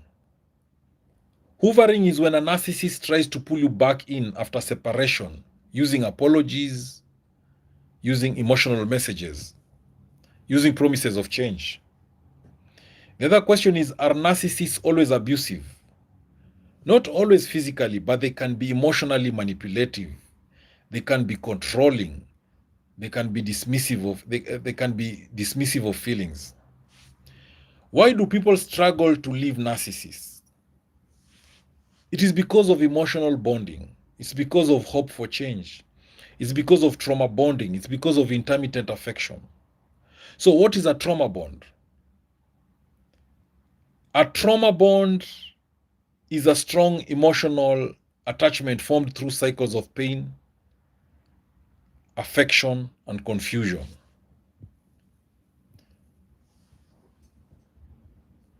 Let me repeat that again. A trauma bond is a strong emotional attachment formed through cycles of pain, affection, and confusion. So how can you identify a narcissist early? The warning signs are lack of empathy, need for admiration, constant need to be right,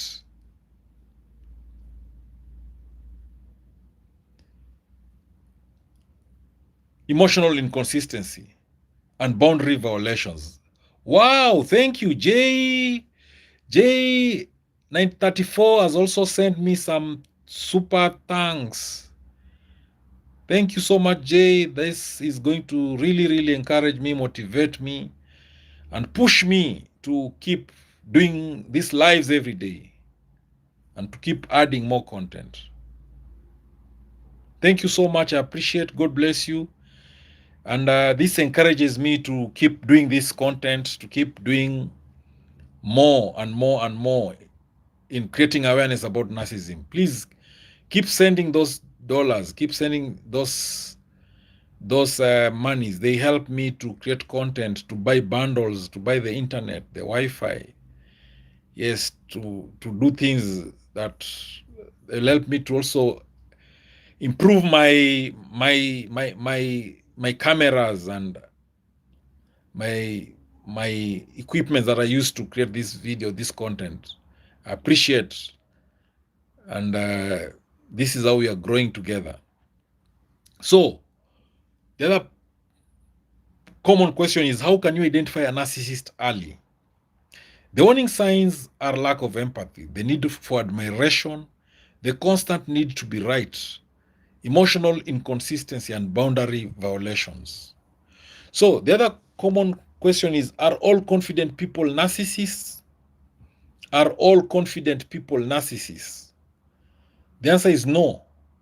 Healthy confidence includes empathy.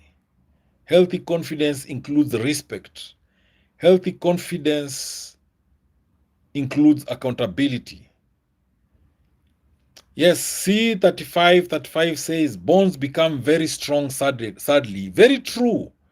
And that is where what is trauma bond is all about. Yeah. When a narcissist is punishing you, mistreating you, hot and cold, pain today, tomorrow you're laughing, that is a trauma bond is formed. And that's why it's very difficult to live a narcissistic relationship because of trauma bond. JR9347 says, I think my daughter is a narcissist. Please, Jay, tell us more about your daughter, because we have also narcissistic daughters who are really harassing their parents. Yes, she talks to me when she wants and blocks me as a sort of punishment. Yes, clearly that behavior is behavior of entitlement. And when she talks to you when she wants, that's part of punishing you. When she wants something, she goes silent. And or she blocks you to punish you so that you accept what she wants. Yes, and she's a narcissist, and you have to find a way of dealing with it. Yes, the other question is, are all confident people narcissists? Are all confident people narcissists? We said no. Healthy confidence includes empathy, respect, and accountability. So I want to celebrate C3535 did send me some super dollars on live stream. And thank you so much. I really love that. And it's really encouraging me. It's giving me the strength to keep doing these videos. Jay also did the same. She sent me some dollars. Thank you so much. This is supporting my growth in my YouTube channel, and I'm feeling motivated and encouraged. And you're doing a good thing to me. And please keep doing that, and we'll grow together. And this is where sometimes we get the motivation to keep doing this content and to keep creating awareness, because I know at least we'll help one or two people somewhere. Yeah, someone might be dying somewhere because they are in a narcissistic relationship and they don't know it. Someone is suffering because of a narcissistic boss and they don't know. Someone is suffering because of a narcissistic parent and they don't know. Or a narcissistic children and they don't know. A narcissistic friend, a narcissistic neighbor, a narcissistic spouse, a girlfriend who's a narcissist, a boyfriend who's a narcissist, and they don't know. So this kind of content will help us build each other up. So another popular question, most frequently asked question, is how should you deal with a narcissist? So you should deal with a narcissist depending on the situation. You can set firm boundaries. You can limit emotional access. You can avoid over-explaining. You can consider distance or no contact if necessary. You can prioritize your mental health. Remember, a narcissist is a person who appears self-confident but is often emotionally fragile, self-focused, and struggles to maintain healthy, balanced relationships. So are narcissists aware of what they are doing? Some narcissists are partially aware, but many narcissists are not fully reflective about it. They may know they hurt people, but they often believe they are justified. For example, A narcissist will say, I had to do it because they were wrong. A narcissist will rarely say, I was wrong. So the other question is, why do narcissists lack empathy? Empathy means feeling and understanding others' emotions. And narcissists often struggle with emotional depth. They struggle with emotional connection. They struggle with perspective taking. Yes, they have no account. They can't be accountable. They lack accountability. So it is like a mirror. It's like having a mirror that reflects only themselves. They see others, but they don't feel others deeply. So do narcissists feel guilty? Sometimes they feel guilty, but it is usually brief. It is self-centered. And they quickly they are rationalized away. Instead of saying I hurt someone, the narcissist thinks I look bad because of this.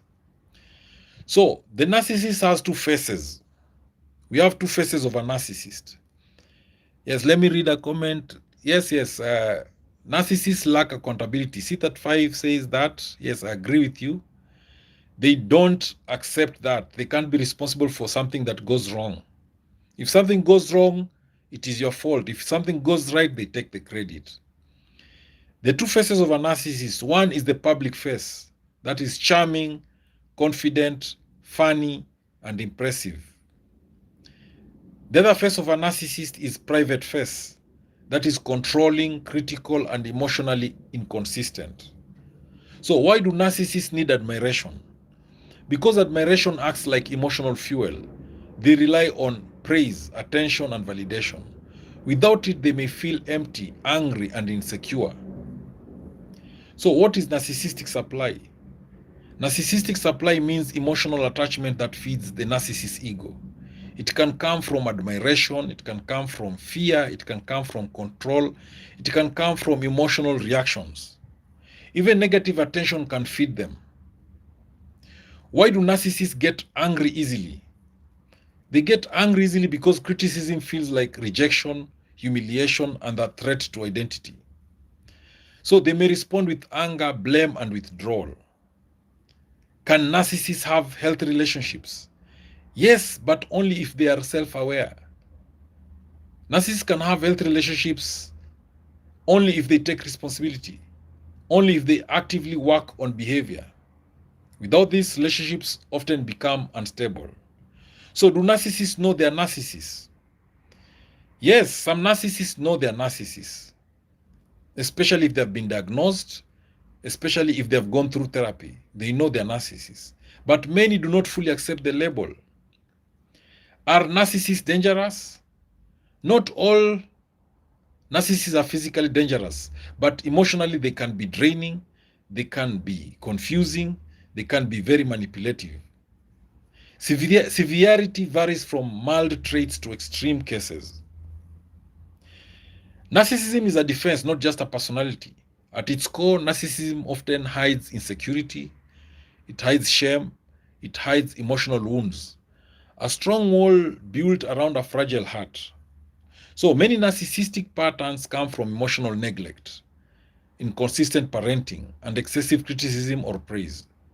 The child learns that I must protect my image to be safe. So why relationships with narcissists feel intense? Why is it that relationships with narcissists feel intense?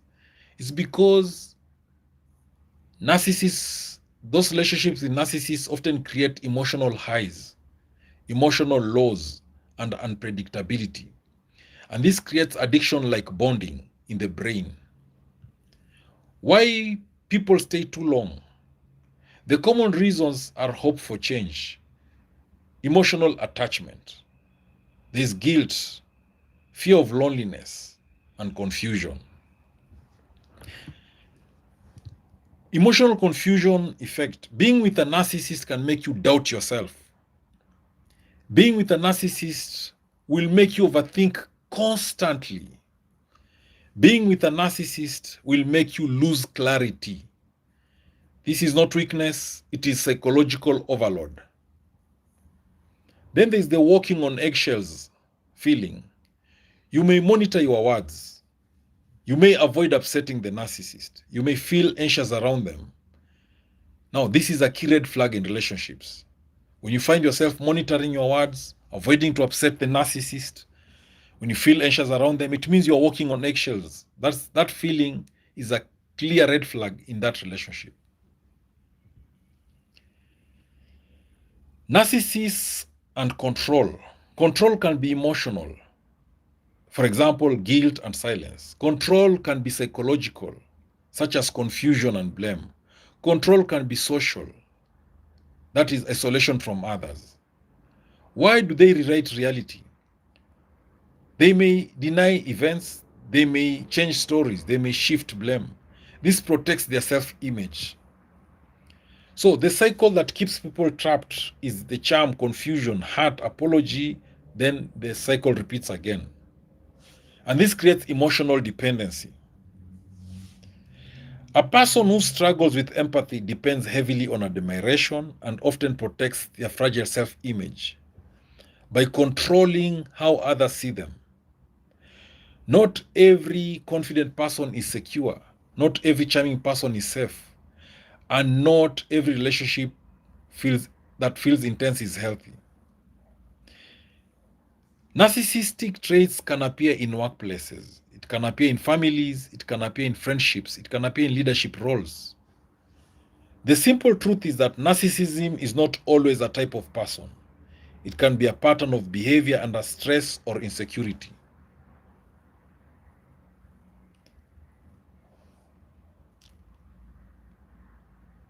The common behaviors of narcissism at the workplace is taking credit for others' work. It is blaming subordinates. It is needing constant praise from staff. It is reacting badly to feedback. For instance, a manager might say, "This project succeeded because of me," even when the team did the work. So, at the workplace, the common behavior of narcissism is taking credit for others' work, blaming subordinates, needing constant praise from staff, and reacting badly to feedback. Again, we have narcissism in friendships. Friendship may feel like one-sided listening, emotional imbalance, competition instead of support. You share good news, they redirect it to themselves. Also, we have narcissism in family systems. Sometimes a parent demands admiration, dismisses emotions, sees children as extensions of themselves.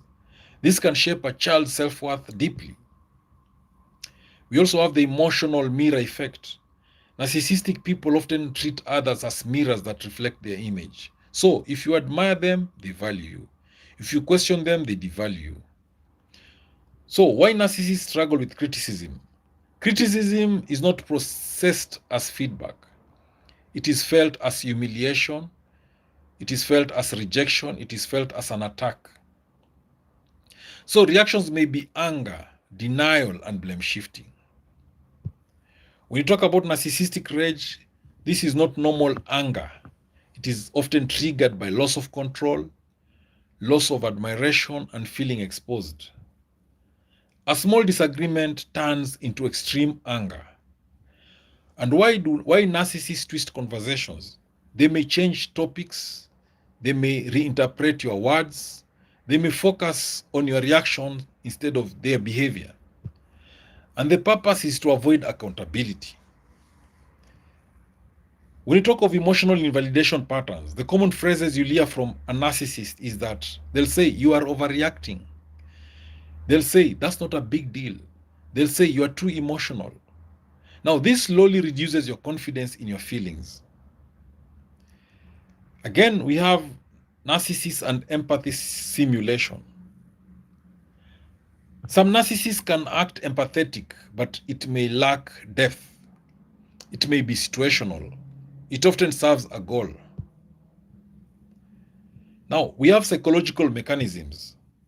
We have the fragile self-esteem model. At the core, many narcissistic patterns come from unstable self-worth hidden under a strong exterior. So they protect it by control, by superiority, and by denial. Then we have the false self-concept. Some individuals build a socially acceptable identity that hides insecurity, and this is maintained through image, status, and admiration. So why authenticity feels threatening? Authenticity requires vulnerability, accountability, and emotional openness. For some narcissistic patterns, this feels unsafe. So we have the emotional supply dependency cycle. The cycle often looks like it starts with the need for validation. Then there's the pursuit of attention. Then there's the temporary satisfaction. Then there's emotional emptiness. And that cycle repeats itself. So why is it that relationships become unstable? Because needs are often excessive, needs are unbalanced, and needs are externally dependent. And this creates emotional instability in relationships. Emotional instability in relationships happens when the needs are excessive, when the needs are unbalanced, and when the needs are externally dependent. So we have the idealization trap. At first, the narcissist they admire you intensely. Then they mirror your values. Then they create emotional intensity. This is often the hook phase in relationships. Then we have the shift into devaluation. Over time, admiration reduces, criticism increases, emotional withdrawal appears, and this creates confusion in the partner. So why victim self-doubt? Because of mixed signals, because of gaslighting, and because of emotional inconsistency. The mind starts asking, is it me? There's also emotional exhaustion effect. The long-term exposure in a narcissistic relationship may lead to anxiety, confusion, loss of self-trust, and overthinking. So a person who struggles with a narcissist is a person who struggles with stable self-worth. A narcissist is a person who relies heavily on external validation and may use emotional control, admiration seeking, or manipulation patterns to protect a fragile internal self-image. Not all harm is loud. Some of it comes disguised as charm, confidence, or love. Now, the narcissistic strategies work on people because these strategies are effective not because victims are weak, but because they interact with normal human psychology. We are wired to trust consistency. We bond through emotional intensity, and we seek meaning in relationships. We avoid sudden loss of connection. So the key idea is narcissistic strategies hijack normal emotional needs. A single incident means little, but patterns mean everything. So one compliment is normal, but constant idealization, then criticism is a pattern. And truth is not in moments, but in repetition. Early warning, confusion feeling. Before logic understands, the body reacts. Unease, overthinking, emotional instability. It's very important to note that this is often the first warning system. When you are uneasy, when you're overthinking, when you feel that you're emotionally unstable. Narcissists rarely use one strategy alone. They will not use love bombing alone. They will mix the strategies. They will love bomb you, then they will also mirror, they will also future fake, they will devalue you. Now, this creates emotional dependency loops. They don't use one strategy alone. A narcissist will love bomb you, at the same time they'll mirror you, at the same time they'll future fake you, at the same time they'll devalue you. Those are strategies narcissists use to create emotional dependency loops. They also attach you through intense emotional talks, shared secrets, and vulnerability exposure. So you feel bonded even without stability. Then there's the special connection illusion. The narcissist may say, we are different. What we have is rare. The reality is that this is often accelerated bonding, not deeper love. There's also control through emotional contrast. The narcissist will alternate affection and withdrawal. The psychological effect is that your brain starts chasing relief instead of connection. They'll also minimize your emotions. They may respond with, "It's not a big deal. You are overthinking again." The effect is that you stop trusting your feelings.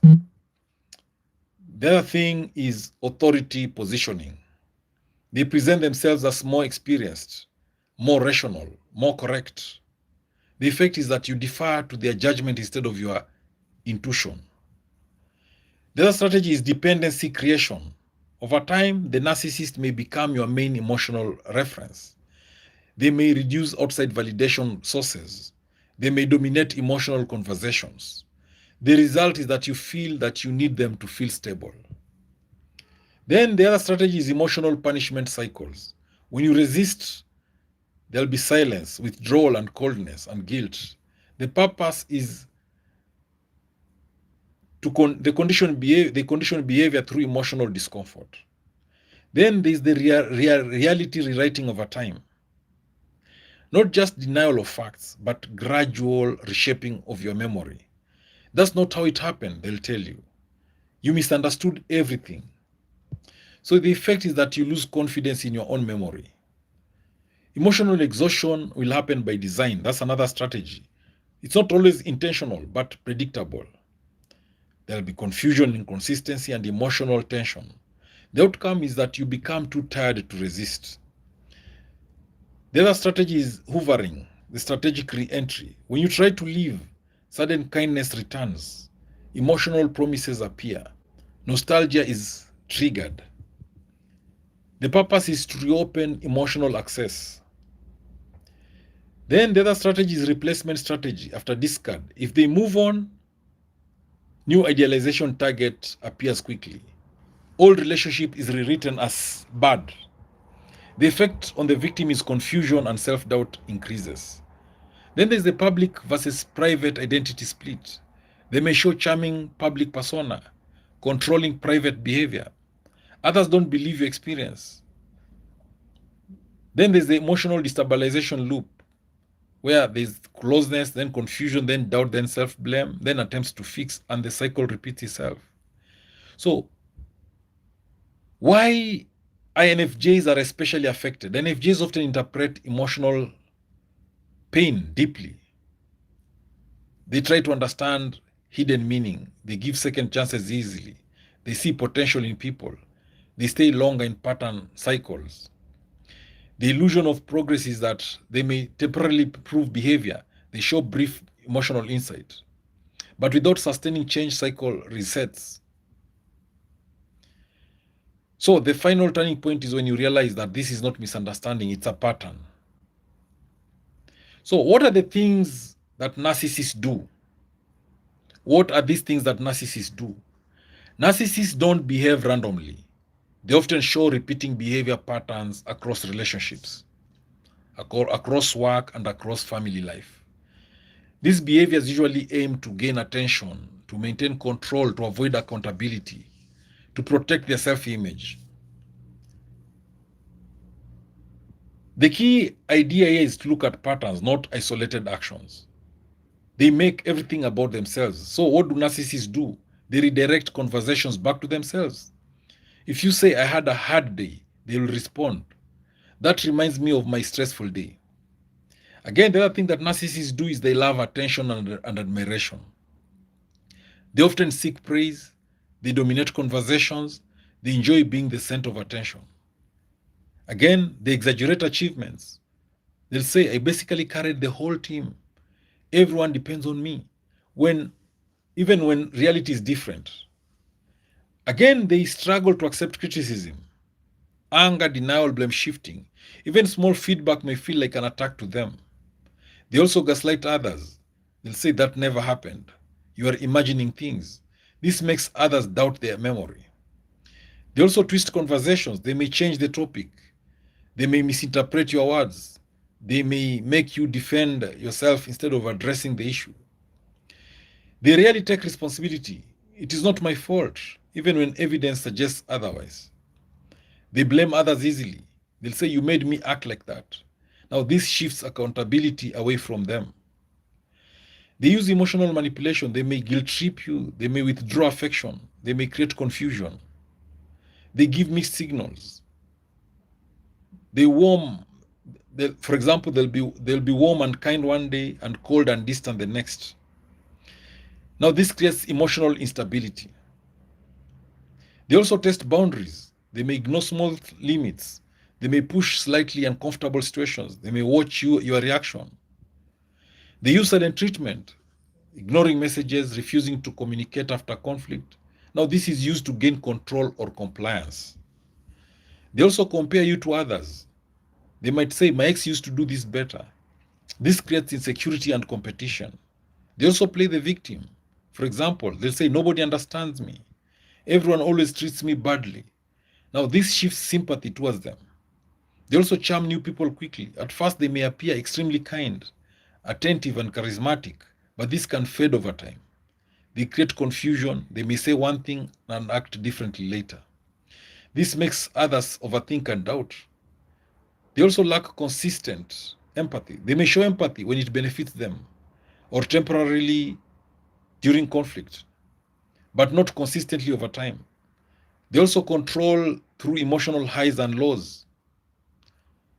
Affection, withdrawal, reconciliation, repeat. Now this creates emotional dependency. They resist accountability growth. Even after problems are pointed out, they may repeat behavior. They may minimize impact. They may avoid real change. Narcissistic behavior often includes self-focus, emotional inconsistency, manipulation patterns, lack of accountability, control through confusion. So not every confident person is narcissistic, but consistent patterns of manipulation, lack of accountability, and emotional control are warning signs worth noticing. So narcissists rewrite history. They change past events to fit their narrative. They'll say that's not how it happened at all, even when you clearly remember it. So the effect is that you start doubting your memory. The other thing that narcissists do, they minimize your emotions. What do? They reduce the importance of your feelings. For example, they'll say you are overreacting. It is not that serious. The effect is that you stop trusting your emotional responses. The narcissists will also interrupt and dominate conversations. What do? They talk over you. They redirect focus to themselves. They'll rarely listen deeply. And the effect is that you feel unheard or invisible. They'll also use charm strategically. They can be extremely polite, they can be extremely funny and attentive, but often inconsistently. The effect is that people outside the relationship may not believe your experience. They also create dependency slowly. What do? They become your main emotional support. They become your main decision influence. They become your main validation source. The effect is that you feel like you need them. They also punish disagreement. When you disagree with a narcissist, they may withdraw affection. They may become cold. They may act offended. The effect is that you learn to stay silent. They also shift identity, roles in relationships. They may assign you roles like too sensitive one. They may assign you a role of being problematic one. They may assign you a role of being the lucky to have them. The effect is that you begin to internalize labels. The other thing the narcissist does is they confuse love with control. They mix affection, criticism, and dominance. The effect is that you confuse intensity with love. They rarely apologize properly. What they do is, instead of real apologies, they say, I'm sorry you feel that way. I'm sorry, but you also... So there's no real accountability that happens. They change rules suddenly. What do? Expectations shift without warning. For example, what was okay yesterday becomes wrong today. The effect is that you feel unstable and unsure. They isolate emotionally, not always physically. So what do? They may not block your friends, but they reduce your trust in others. They make you doubt outside advice. The effect is that you rely on them more. They compete instead of celebrate. When you succeed, the narcissist downplays the success, or they might shift attention to themselves. The effect is that you stop sharing achievements. The other thing is they use silence as control. What do? They stop communicating to create discomfort. And the effect is that you feel anxious and you try to repair things. They also escalate slowly over time. Early behaviors are mild, later behaviors worsen. They start with small disrespect, which grows to be bigger disrespect over time. And the effect is that you normalize harmful behavior. They avoid emotional depth when needed. So they may deflect serious conversations. They may joke during emotional moments. And issues never get resolved. They also keep emotional score. They remember favors and use them later. After all I've done for you, the effect is that you feel indebted. They also use comparison as control. What do? They compare you to exes, to friends, and to ideal people. And the effect is that you feel not good enough. They resist being seen clearly. And what do? They avoid deep self-reflection or accountability conversations. The effect is that real change rarely happens. They also create emotional fog. What do? They send mixed signals, unclear intentions, and inconsistent behavior. The effect is that you overthink constantly. They also repeat cycles instead of resolving issues. What do? Problems, they'll repeat them, escalate them, and never fully resolve them. The final effect is that you feel stuck in a loop. Narcissistic behavior often includes inconsistency, emotional control tactics, avoidance of accountability, manipulation through confusion, and gradual boundary erosion. So, health people bring clarity, toxic patterns bring confusion. Over time, consistency reveals truth more than words ever will. Well, I think that is the end of our live today. We will continue this live stream another day, if not tomorrow, maybe sometime during the week. But I'll try to do these live streams almost every day on a daily basis. And I intend to do these live streams to take long hours doing them, more than 2 hours of live streaming, so that we can properly benefit from these sessions, so that we can learn as much as we can, and so that we can grow.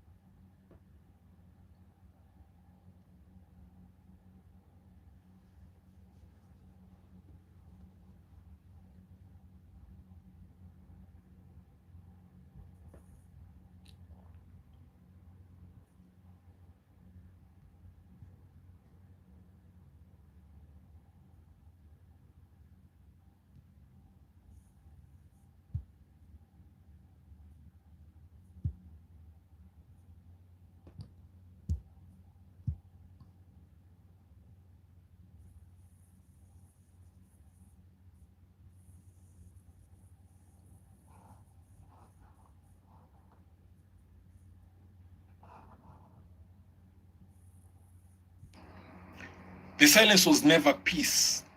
It was strategy. When a narcissist disappears, it can feel like closure, like maybe it's over. But for them, silence is not an ending. It's a pause. A narcissist does not detach the way emotionally healthy people do. They don't say, this chapter is closed. Instead, they say, I'll leave this door unlocked in case I need to come back. Their silence serves several purposes. Number one, to regain control. Number two, to punish you. Number three, to test your emotional dependence. Number four, to explore other sources of validation. There's a proverb that says, the hunter who leaves the trap does not forget where he placed it. You were never forgotten. You were packed. The return is called hoovering. In psychology, this behavior of returning back by the narcissist is hoovering, just like a vacuum cleaner pulling you back in. After a period of silence, the narcissist reappears with, hey, a casual hey, or a dramatic apology, or a crisis, or even pretending nothing happened. Why now? The question is, why now? Because something inside their world shifted. Number three reason why narcissists will call you after more than a month's silence is because their new supply failed them. Narcissists thrive on what we call narcissistic supply. That is the constant attention, constant admiration, constant control, emotional reactions, the praise, the acknowledgement, the validation. Now, during their silence, they were likely seeking validation elsewhere. They were likely testing new relationships. But this is the truth. New supply often disappoints. The new person may set boundaries. The new person may not admire them enough. The new person may see through them faster. And when that happens, they remember you. The question is, why now? Because something inside their world shifted. Number three reason why narcissists will call you after more than a month's silence is because their new supply failed them. Narcissists thrive on what we call narcissistic supply. That is the constant attention, constant admiration, constant control, emotional reactions, the praise, the acknowledgement, the validation. Now, during their silence, they were likely entertaining someone new. They were likely seeking validation elsewhere. They were likely testing new relationships. But this is the truth. New supply often disappoints. The new person may set boundaries. The new person may not admire them enough. The new person may see through them faster. And when that happens, they remember you. Not because you were the one, but because you were reliable supply. The narcissist calls you after more than a month's silence because you represent emotional investment they don't want to lose. You invested time, energy, emotion, loyalty. To a narcissist, that investment feels like ownership. So when they return, part of their mindset is, I've already put work into this person. Let me see if I can still access it. It is not love. It is entitlement. They want to test if you still care. They are silently asking, will you answer? Are you still emotionally available? Do I still have power over you? Even a small response gives them information. Silence from you threatens them. Response from you feeds them. They miss control, not you. Let's be honest. The narcissists, they don't miss you. They don't miss your heart. They don't miss your kindness. They don't miss your presence. They miss your reactions. They miss your attention. They miss your emotional availability. That's what they miss. They miss the feeling of control. Because control is their version of connection. Their ego needs reassurance. And time passes, life happens, and suddenly they wonder, what if they moved on? That thought alone can trigger a return, not because they want you, but because they don't want to feel replaceable. So they call to confirm you are still there. They call to confirm you still respond. They call to confirm you still feel something. Once confirmed, they relax again. The reason why a narcissist calls you after more than a month's silence is because they are bored. Sometimes the reason is painfully simple. They are bored. And you were once entertaining. You were once emotionally responsive. You were once easy to engage. So they revisit you like someone scrolling through old contacts. No depth, no intention, just temporary stimulation. They sense you are healing. This one is unsettling but very real. When you begin to detach emotionally, when you begin to move forward, when you begin to reclaim your peace, something shifts in your energy. And often the narcissist feels that shift. It threatens them because your healing means loss of control, loss of influence, loss of access. So they return not to celebrate your healing, but to disrupt it. They want to rewrite the narrative. After time passes, they may come back with apologies, with explanations, with revisions of history, not because they've changed, but because they want to ease their guilt, because they want to control how you remember them. They want to restore their image. It's about reputation management, not accountability. They need emotional regulation. Narcissists often lack internal emotional stability. So they rely on others to soothe them, to validate them, to center them. When they feel lonely, rejected, insecure, they return to people who once stabilized them. You become their emotional reset button.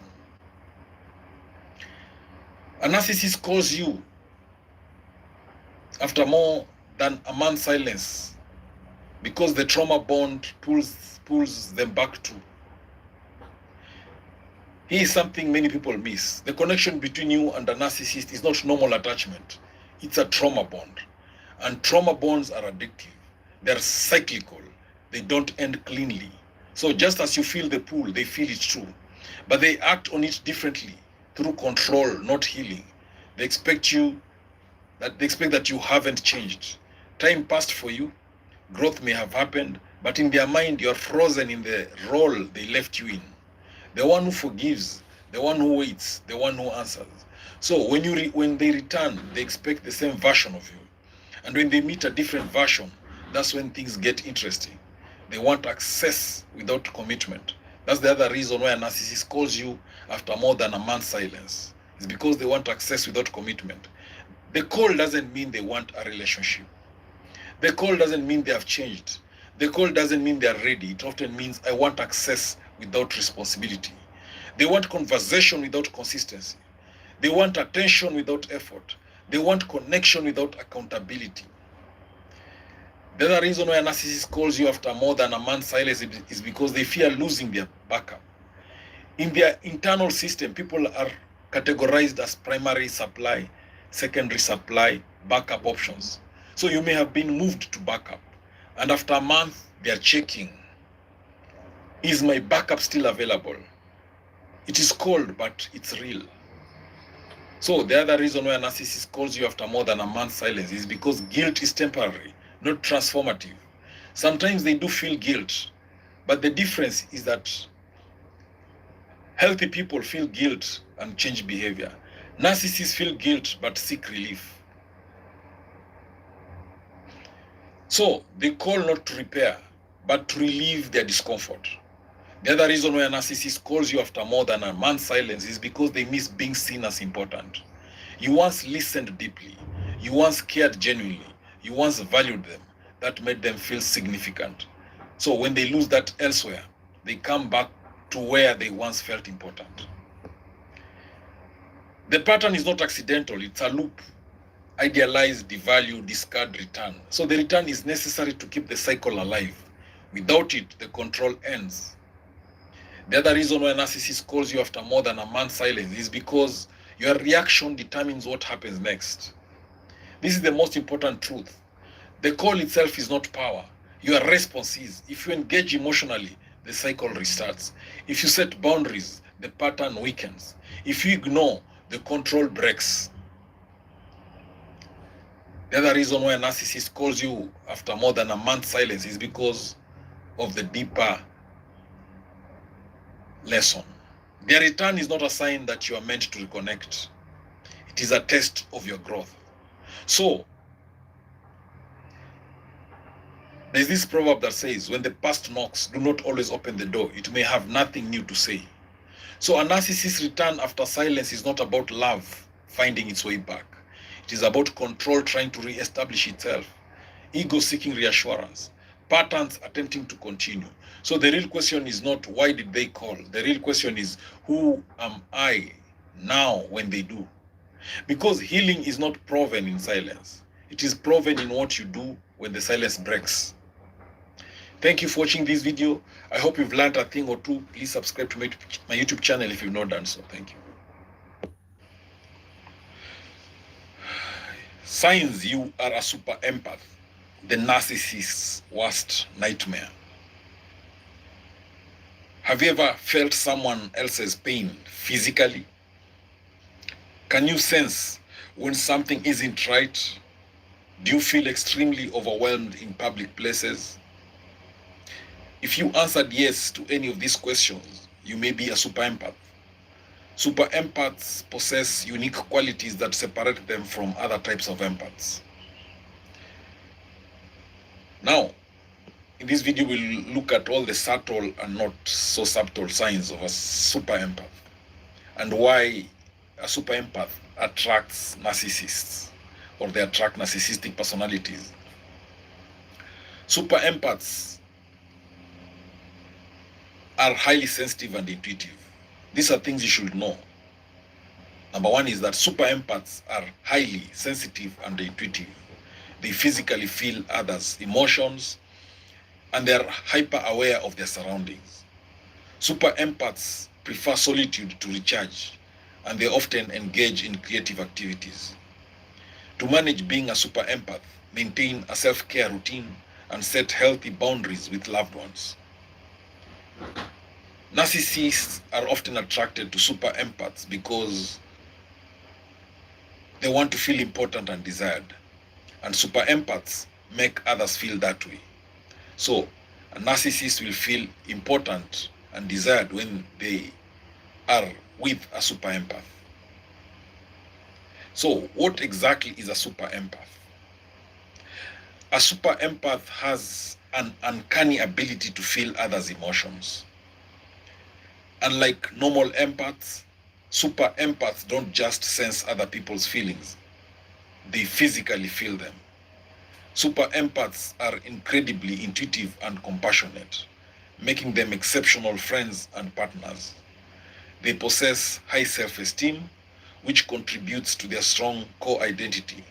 They aren't willing to compromise their beliefs to please or fit in with the crowd.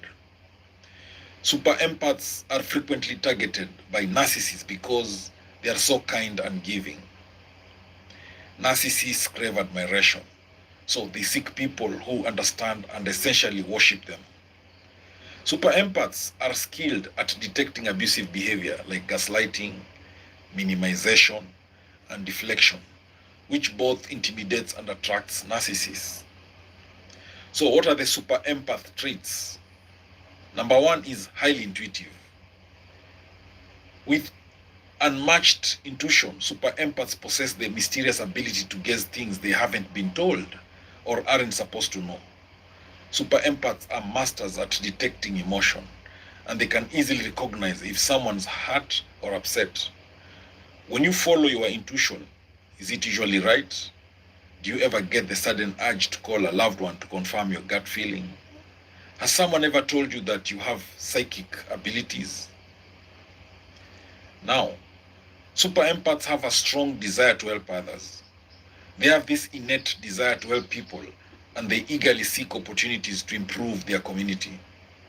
Whether it's taking care of a sick pet, helping an elderly person cross the street, or volunteering at a local shelter, Super empaths believe their purpose in life is to uplift and improve the lives of everyone around them.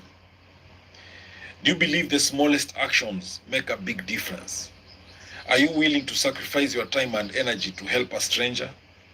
Do you enjoy volunteering or tutoring others? Now, super empaths always see the best in people. While many people are quick to judge, super empaths are deeply compassionate. They actively listen to others and they see things from different points of view. You won't ever catch a super empath supporting haters or shutting people off without hearing them out. Now, do you always give people the benefit of the doubt? Have you ever been told you are dating someone below your league? Or has someone questioned why you hang out with weird people? Now, super empaths are also known to be truth seekers. Super empaths are essentially walking lie detectors. They know when something isn't adding up, and they always find out the truth. Their effortless ability to detect lies helps them navigate relationships and eliminate toxic people out of their lives. Have you ever cut someone off because you found out they lied to you? Have you ever caught your partner cheating on you? Do you confront people if you suspect they're hiding something from you? Super empaths are very sensitive to others' emotions. Compared to other types of empaths, super empaths possess the highest level of empathy. They not only absorb the emotions of people around them, good or bad, but they physically feel their pain, a phenomenon known as mirror touch synesthesia. While this allows them to connect deeply with others, they also feel mentally exhausted if they are around negative people for extended periods. Has anyone ever told you that you are too emotional or too sensitive? Do you feel drained after speaking to people because it feels like you are experiencing their situation? Do you feel an emotional response to someone days after talking to them? Now, super empaths have a strong core identity. They are known to be self-confident. They have put in the necessary work to not only act confident, but to be confident. And they stand firm in their beliefs, values, and morals. Super empaths aren't afraid to speak their truth, even if they are the outsider in a situation. Did you successfully avoid peer pressure growing up? Do you stand up for what you believe in, even if no one else agrees with you? Are you okay with losing relationships if your core values drastically differ from others? Now, super empaths are also socially aware. Paired with their extreme intuition, super empaths are skilled at reading the room and picking up on subtle social cues. They are experts at reading body language, so any expression, gesture, or tick doesn't go unnoticed. Can you tell if someone is lying based on their body language or behavior? Are you aware when you're being too loud and need to adjust your volume? Do you understand why a certain topic might not be appropriate in the workplace? Super empaths are easily overwhelmed. They are hyper aware of their surroundings. So public places are a nightmare. Crowded rooms, busy streets, and even large gatherings with friends can be overstimulating, making it hard to focus and be present. Now, do sights, sounds, and smells overwhelm you? Do you feel trapped or panicked if you can't escape a crowded area? Do you avoid going to the mall or grocery store? Do you feel more anxious than excited when attending events like concerts or sports games? Now, super empaths are also introverted. Since super empaths are sensitive to the environment, they enjoy being alone to protect themselves from negative energy. Solitude allows them to fully rest and recharge, but it doesn't mean they're lonely or socially awkward. Super empaths still maintain great relationships with people, but they are not afraid to dedicate time alone during the week to avoid emotional overload. Do you find yourself more energized by yourself than with a group? Are you more excited by ideas than activities? Do you prefer a few close relationships to many casual ones? Do you work better independently than with a group? Super empaths are also independent. Whether it's eating at a restaurant or attending a new workout class, super empaths aren't afraid to do things by themselves. They don't rely on others for their happiness or sense of self-worth, and they don't care how they're perceived by others, especially strangers. So, are you comfortable being seen alone in public? Have you ever attended a concert alone or gone to the movies by yourself? Super empaths may also struggle setting boundaries. Sometimes super empaths struggle to set boundaries with people because they can't separate others' emotions from their own. They want to help and protect their loved ones, so they find it difficult to say no, even if it means sacrificing their personal happiness to ensure everyone else is okay. So, have you ever been called a people pleaser?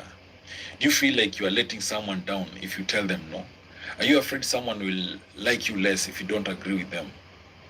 Super empaths are also performative. Some super empaths feel like they are putting on an act to please others. They might act like the funny one in one friend group, but then be the mom in another group. Whichever role fits better with the group dynamic. They don't necessarily change their personality, but they are highly aware of how they are perceived. Super empaths want to uplift and humor everyone around them, so at times they might feel a bit fake, even to themselves. So, do you change your personality in different friend groups? Do you often plan what you're going to say or practice a conversation in your head? Super empaths are creative. They are naturally curious and reflective about the world, which translates into their alone time. They are more imaginative than the average person, so they are constantly brainstorming new ideas and engaging in creative activities, especially related to the arts. So, do you enjoy learning new skills or activities in your free time? When you listen to music or watch movies, do you fully immerse yourself in the experience? Super empaths are known for super empaths, they are also generally they are empaths. Now, what is the self-care for super empaths? How do super empaths take care of themselves? So, prioritize your own needs.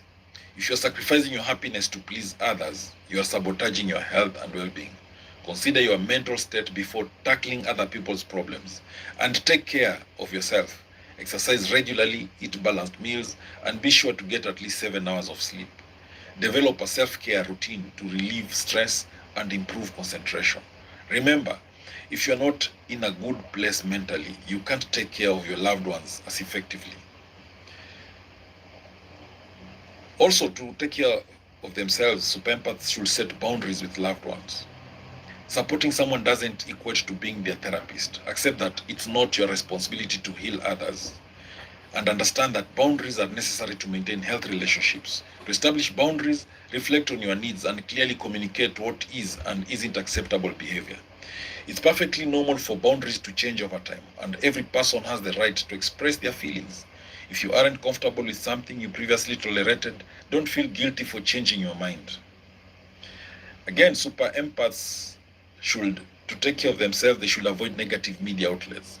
Looking at the news can be overwhelming and stressful. To emotionally decompress, limit your media consumption throughout the day and focus on positive stories. If looking at the news stresses you out in the morning, avoid exposure until the late afternoon or evening. Disconnect yourself from electronics to improve your well-being. Choose a day to be offline completely or create a tech-free zone in your home. Also, to take care of yourself as a super empath, take short breaks regularly. To avoid overstimulation, schedule short breaks throughout the day. Step outside if possible and allow the fresh air to clear your mind. Being empathetic is exhausting, so focus on your breathing and try to stay present.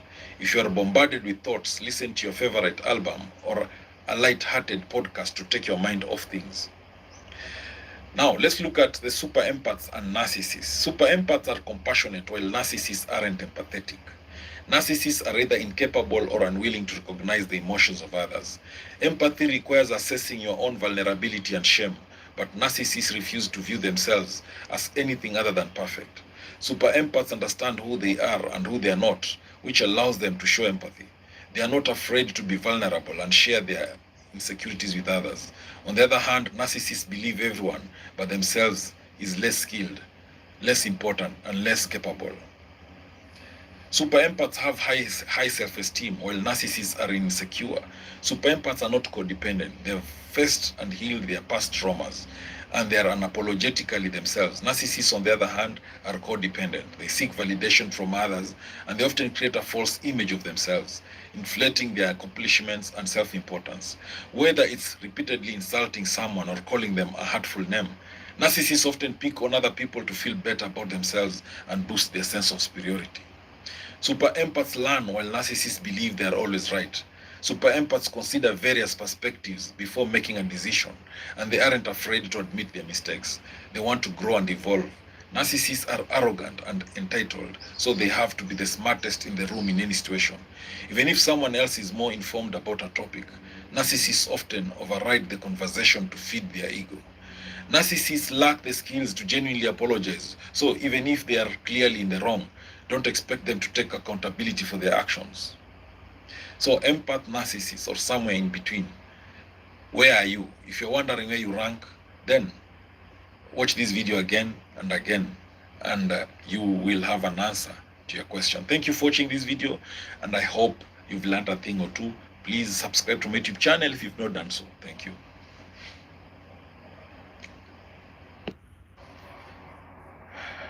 Narcissists do this to destroy your happiness. That's the title of this video.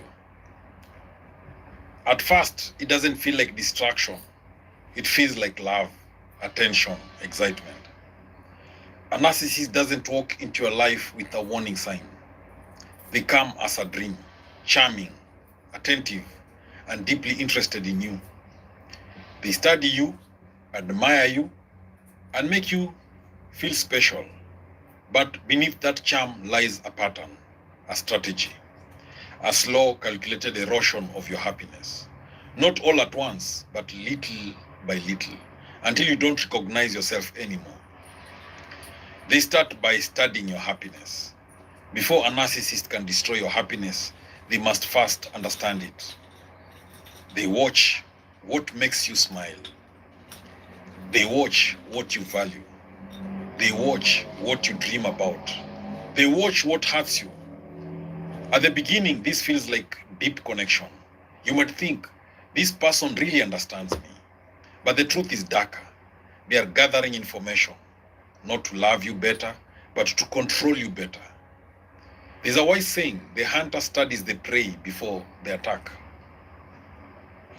They love bomb you to create dependency. In the early stage, they overwhelm you with attention, compliments, gifts, constant communication. This is called love bombing. You feel chosen, you feel special, you feel seen. But this isn't genuine love, it's emotional conditioning. They are building a high so intense that when they withdraw it later, you will chase it. For example, you meet someone who texts you every hour, praises everything about you, and makes big promises early. You feel like you found the one, then suddenly it changes. And you spend months trying to get back what you had. The narcissist will destroy your happiness when they slowly start devaluing you. Once you are emotionally attached, the shift begins. Subtle at first, small criticisms, backhanded compliments, ignoring your needs.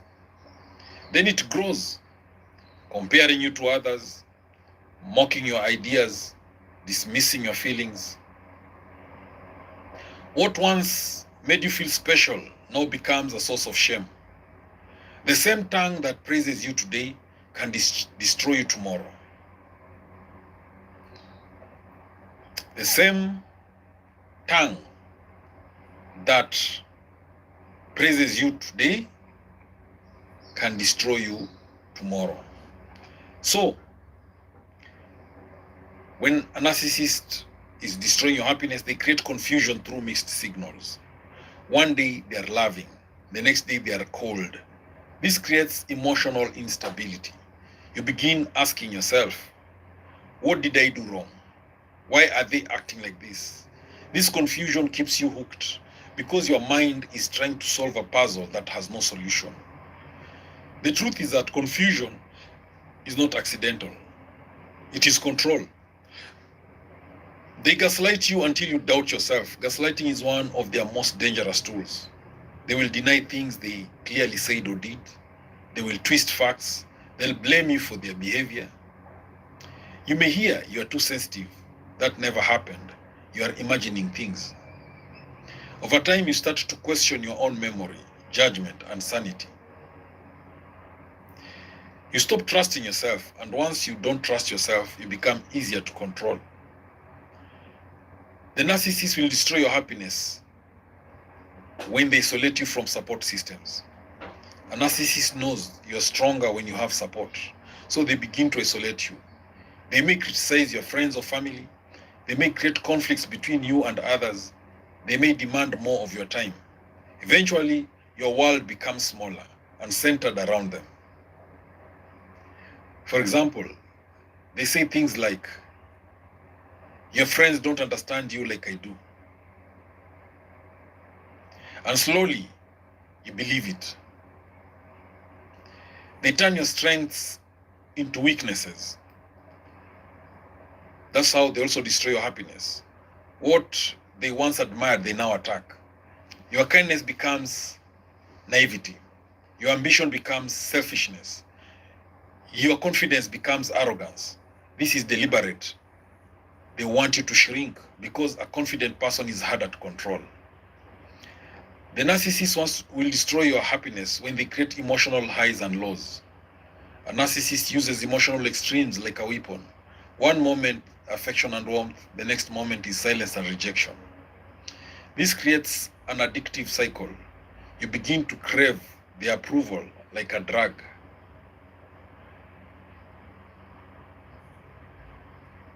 Intermittent reinforcement, that's the psychological trap, the same mechanism used in gambling.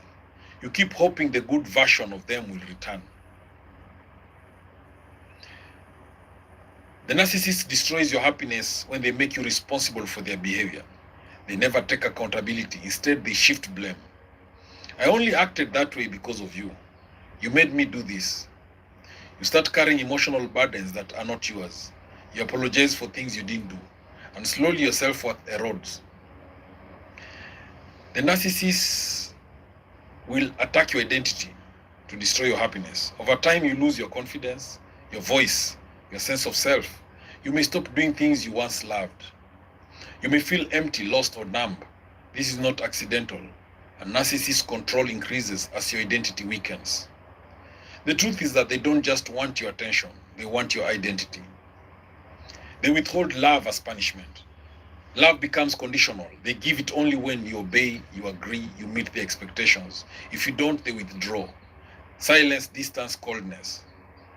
This trains you to behave in ways that please them. They use your pain against you. Anything you confide in them can later be used as a weapon. Your fears, your past, your insecurities. They may bring it up during arguments to hurt you deeply. For example, you are acting just like your father. They'll tell you that after you shared painfully, after you shared painful family experiences. Now, the narcissist will destroy your happiness when they keep you hoping. Even after hurting you, they don't let you go easily. They give just enough. Apologies, promises, moments of kindness. This keeps hope alive. Then you start thinking, maybe they will change. But the pattern repeats. They make you feel replaceable. That's another way the narcissist destroys your happiness. They may flirt with others. They may compare you. They may threaten to leave. This creates insecurity. You start competing for their attention. Instead of feeling valued, you feel disposable. They drain your emotional energy. Being with a narcissist is exhausting. You are constantly thinking, worrying, trying to fix things. Your happiness fades, not because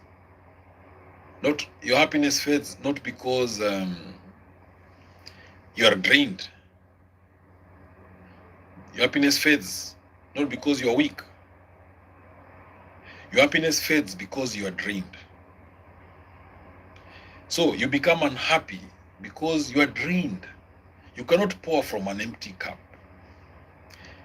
Again, they rewrite the narrative. That's another way narcissists will destroy your happiness. Even after everything, they may paint you as the problem. To others, they appear calm, reasonable, victimized, while you are seen as difficult, emotional, unstable. This deepens your isolation. They leave you questioning everything.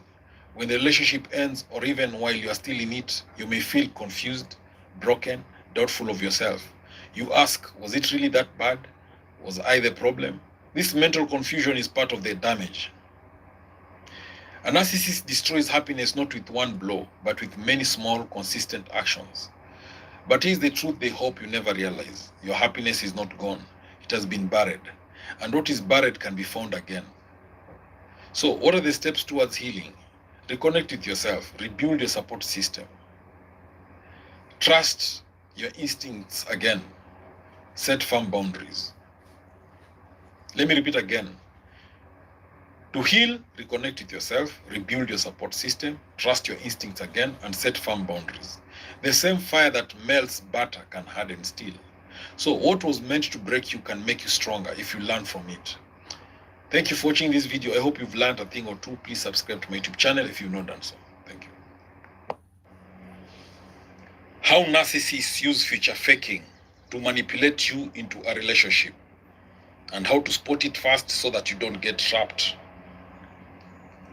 Future faking is when someone makes false promises about the future to get something they want now. Now, look for red flags like rushing into commitments or not sticking to what they say. Don't rush into big decisions. Take your time to know if they are really honest.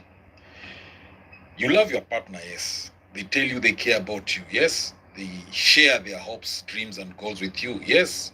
They say they want to take you on big vacations. They want to buy a house together. They want to support you in every way you will ever need. The list goes on and on and on and on. But if they are a narcissist, if it's a narcissist who's telling you all this, when the time comes to carry out those plans, all they have are excuses. You may hear phrases like, oh, it is not the right time. Oh, let's wait until we have a bit more money saved. Oh, we'll do it later down the road so that we can take some pressure off of us. So, following these excuses, the narcissist may change topics. They may talk about even bigger dreams. So, what gives? Do they actually want to share their life with you, or are they faking a future to get what they want? Sadly, the second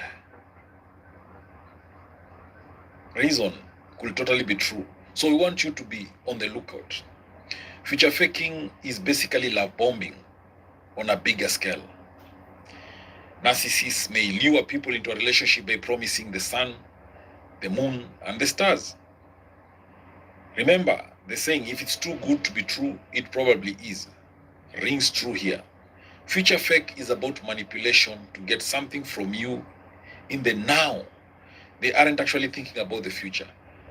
Fortunately, there are ways for you to spot future faking so that you don't get roped into a relationship with a narcissist. So, what are these future fakings? False promises. Future faking occurs when someone makes false promises about the future together. Individuals engaging in future faking have no intention of fulfilling these promises, but they want you to believe they will. Narcissists use this tactic of future faking to create an illusion of strong interest or deep emotional ties. Their goal is to manipulate you into thinking that they are more invested in the relationship than they truly are. They often tell lies that align with what you want most, such as a committed relationship. So how does future faking hurt people? Narcissists often make promises that align with our desire for connection or a long-term partner, creating an illusion of high investment or deep emotional ties. When someone engages in future faking, it distorts our perception of reality. We are faced with the reality of not knowing the narcissist very well, in contrast with the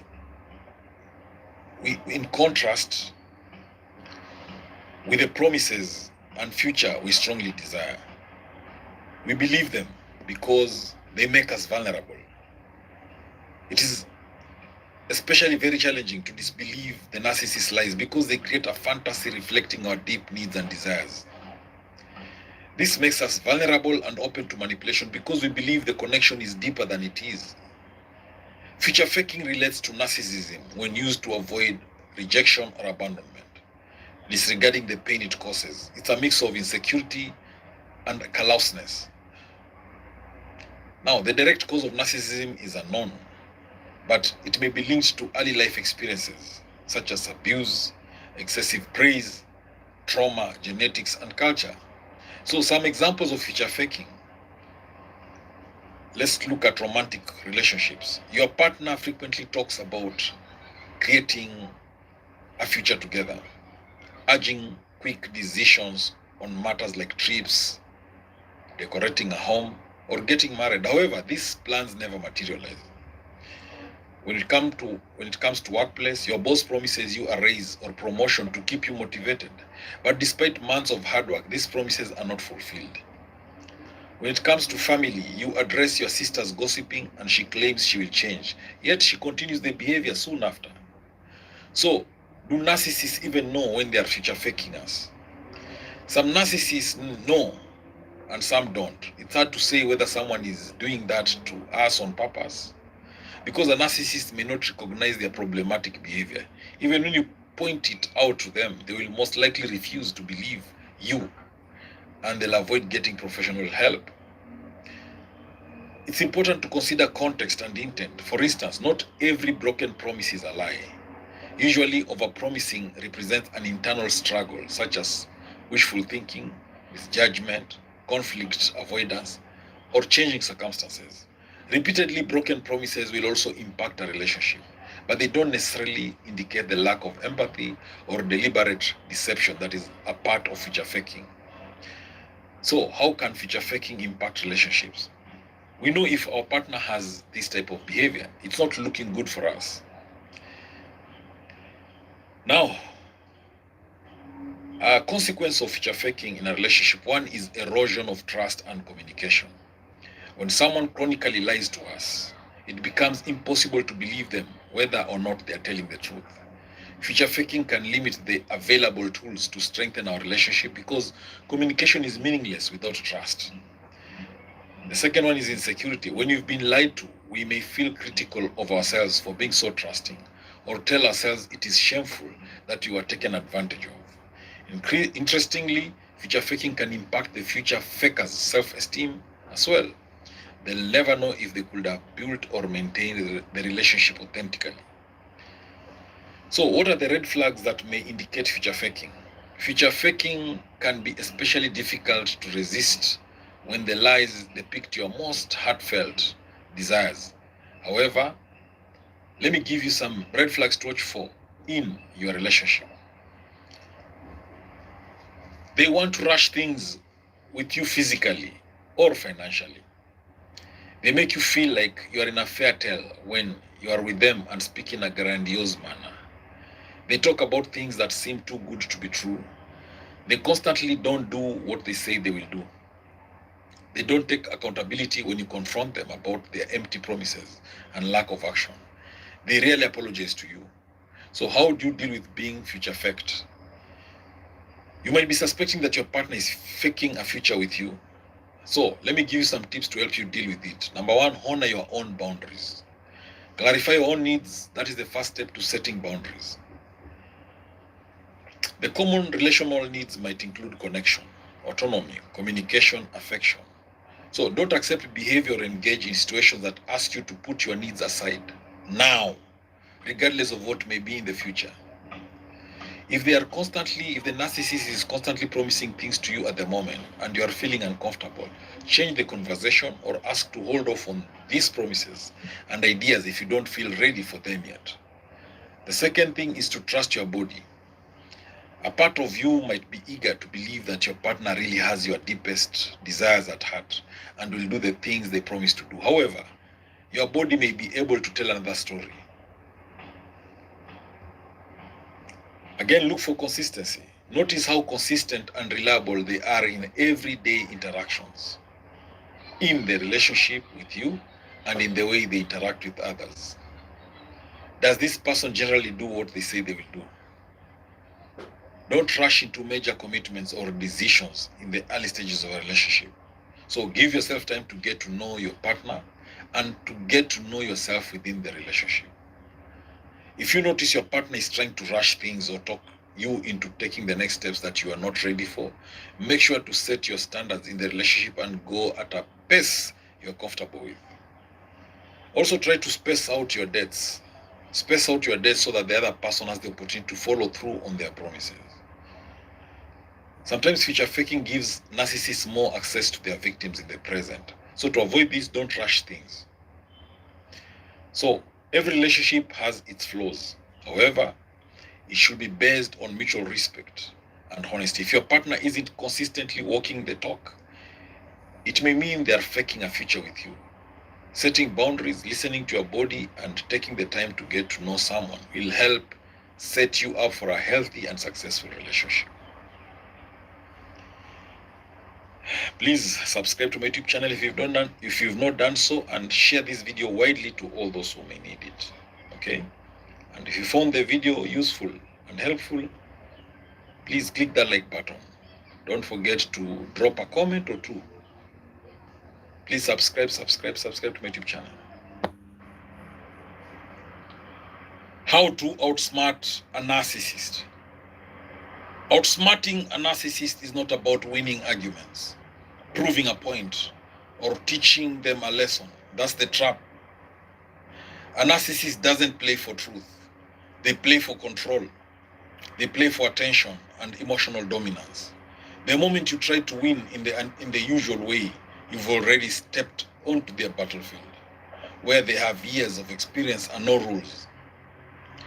Outsmarting them requires something different: clarity, discipline, emotional control, and strategic detachment. At their core, narcissists operate from a fragile ego, hidden behind confidence. At their core, narcissists operate from a constant need for validation, called supply. At their core, narcissists operate from a fear of being exposed or losing control. They are not strong in the way they appear. They are dependent on your reaction. A narcissist without your emotional reaction is like fire without oxygen. To outsmart the narcissist, you must recognize their tools, such as gaslighting, where they make you doubt your reality, such as projection, they accuse you of what they are doing, such as love bombing. This is intense affection to gain control. There is also silent treatment, which is punishment through withdrawal.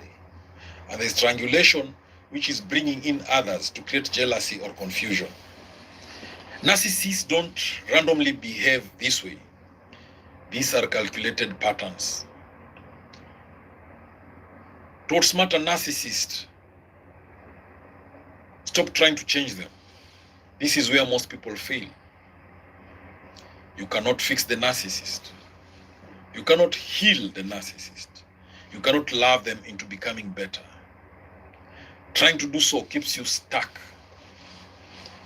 Outsmarting a narcissist begins when you shift focus from how do I change them to how do I control my response. To outsmart a narcissist, your first power move is emotional detachment. Narcissists feed on anger, tears, confusion, explanations. When you detach emotionally, their control weakens. Their tactics lose effect. Detachment does not mean you don't care. It means you refuse to be manipulated. To outsmart a narcissist, master the gray rock method. This is one of the most effective strategies. Act boring, act neutral, act unresponsive. No emotional reactions means no drama. For example, a narcissist will say you are so useless. And you can say, okay.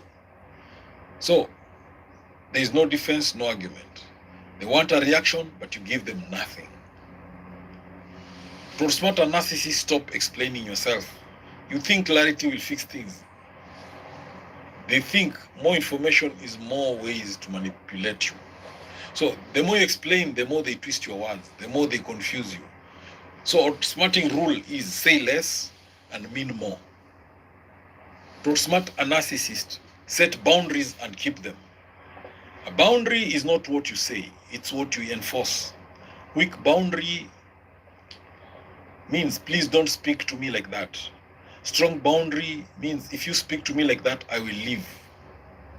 Then actually leave. Consistency is what makes boundaries powerful. To outsmart a narcissist, don't take the bait. Narcissists provoke you intentionally. They might insult you. They might bring up your past. They might twist facts. Why? So that they can pull you into emotional chaos. Outsmarting means recognizing the bait and refusing it. To outsmart a narcissist, control your reactions. Your reaction is the narcissist's reward. When you stay calm, when you stay quiet, when you stay grounded, you disrupt their entire strategy. Power shift happens in silence, not shouting. To outsmart a narcissist, document everything, especially in workplaces, legal situations, toxic relationships. Keep records of messages, of emails, of incidents. Narcissists rewrite history. Documentation protects your reality. To outsmart a narcissist, don't seek validation from them. You will never get genuine apologies, true accountability, emotional understanding. Waiting for it keeps you trapped. Outsmarting means accepting this truth and moving on. To outsmart a narcissist, use strategic communication. When you must communicate, be brief, be factual, and be emotionless. Instead of saying, you hurt me when you ignored me, you can say, the meeting is at 10 a.m. Stick to facts, avoid emotions. To outsmart a narcissist, avoid power struggles. Every argument is a trap. They don't argue to resolve issues. They argue to win and dominate. So winning is refusing to engage. To outsmart a narcissist, build your self-worth. Narcissists weaken you by criticism, comparison, devaluation. You outsmart them by rebuilding confidence. Trusting your instincts and knowing your value. A strong self-image is your shield. To outsmart a narcissist, create distance. The less access they have to you, the less influence they have. Distance can be emotional, physical, or digital. Sometimes the smartest move is not confrontation, but withdrawal. So understand their patterns. Narcissists repeat cycles. That is, idealize, devalue, and discard. So when you recognize the cycle, you stop being surprised. You stop being controlled. So don't react to their image management. They care deeply about how others see them. They may act charming in public, portray you as the problem. Outsmarting means not fighting for public approval, staying grounded in truth. So, protect your energy to outsmart a narcissist. Being around a narcissist is draining. Protect yourself by limiting interaction, taking breaks, prioritizing your mental health. Your energy is not unlimited. Sometimes the smartest move is no contact. If possible, cut communication, block access, and move on. Not every battle is worth fighting. Outsmarting a narcissist is not about defeating them. It's about regaining control of yourself, protecting your peace, refusing to play their game. The moment you stop reacting, the moment you stop chasing, and the moment you stop proving, you've already won. Remember, you don't defeat a narcissist by fighting harder. You defeat them by becoming unreachable. Let me repeat that again. You don't defeat a narcissist by fighting harder. You defeat them by becoming unreachable. Thank you for watching this video. I hope you've learned a thing or two. Please subscribe to my YouTube channel if you've not done so. Share this video widely to all those who may need it.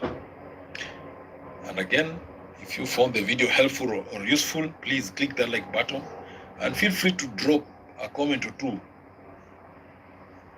about this video. Hey, please don't forget to subscribe to my YouTube channel. The best way to shut down a narcissist, that's the title of this video. Dealing with a narcissist can feel like being trapped in a never-ending game where the rules constantly change and only they know them. You try logic, they twist it. You show emotion, they weaponize it. You stay silent, they provoke you. So what actually works? Shutting down a narcissist is not about winning an argument. It is about withdrawing the fuel they survive on, that is attention, emotional reactions, validation, and control. The truth is simple but powerful. A narcissist cannot function where they are not fed. This video will be very effective. Will give you effective information on ways to shut down narcissistic behavior without you losing yourself in the process. So, what is a narcissist, or what does a narcissist really want? We know that narcissists, they are individuals who lack empathy. They are very self-centered, self-absorbed, they are egocentric, egotistic, selfish people. They need constant attention, constant validation, constant admiration from you. They use then discard others. They want to control you. Now, before you shut the narcissist down, you must understand their core needs. That is, number one is attention. That is, whether it's positive or negative, they need that attention from you. They also need to have control over your emotions. They believe validation. They need validation. They need reaction, or any reaction. Now, to a narcissist, your anger it means power to them. To a narcissist, your tears means victory to them. Your explanations means opportunity to them. Your silence means threat to them.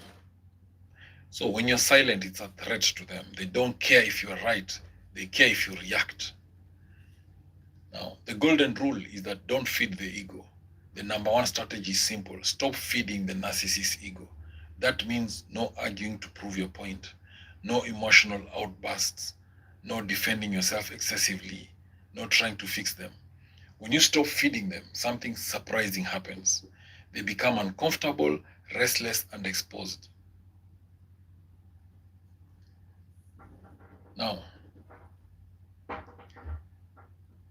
narcissists thrive on emotional chaos. So when you detach emotionally, their insults lose power. When you detach emotionally, their manipulation loses grip. When you detach emotionally, their control weakens. So emotional detachment does not mean you don't feel it. It means you choose not to react in ways that give them power. Think of yourself as a calm observer, not a participant in their drama. So one of the most effective techniques is called gray rock method. So become the gray rock. You become uninteresting, unresponsive, emotionally neutral. Narcissists might say, you're so useless. And what do you say? Okay. Narcissists might say, you think you're better than me? You'll say no. So no emotion, no explanation, no fuel. Boring people are hard to manipulate. So one of the biggest mistakes is over-explaining. Stop explaining yourself. You think that if I just explain clearly, they will understand. But a narcissist already understands. They choose to distort. They use your words against you. The more you explain, the more material they get to twist. Instead, keep it short. That's your opinion. I disagree. I'm not discussing this. Silence, when used correctly, is powerful. But this is not passive silence. It is intentional silence. So when you stop responding, they lose control. When you stop responding, they escalate at first. When you stop responding, then they weaken. When you stop responding, silence removes their audience. Set boundaries and mean them. Narcissists hate boundaries because boundaries limit control. For example, they'll say, I won't tolerate insults. You can say, I won't tolerate insults. That is setting boundaries. You can say, if you raise your voice, I will leave. You can say, I'm not discussing this again. But here's the key. A boundary without consequences is just a suggestion. So you must follow through with what you say. Again, do not engage in power struggles. Narcissists love arguments because they shift focus, they confuse you, they drain your energy. So they don't argue to resolve, they argue to dominate. So refusing to engage is the real victory. Again, the best way to shut down a narcissist is to control your reactions. Your reaction is their reward. When you cry, they feel powerful. When you get angry, they feel in control. When you defend, they feel superior. When you stay calm, they feel ineffective. They lose influence. Calmness is control. So don't take the bait.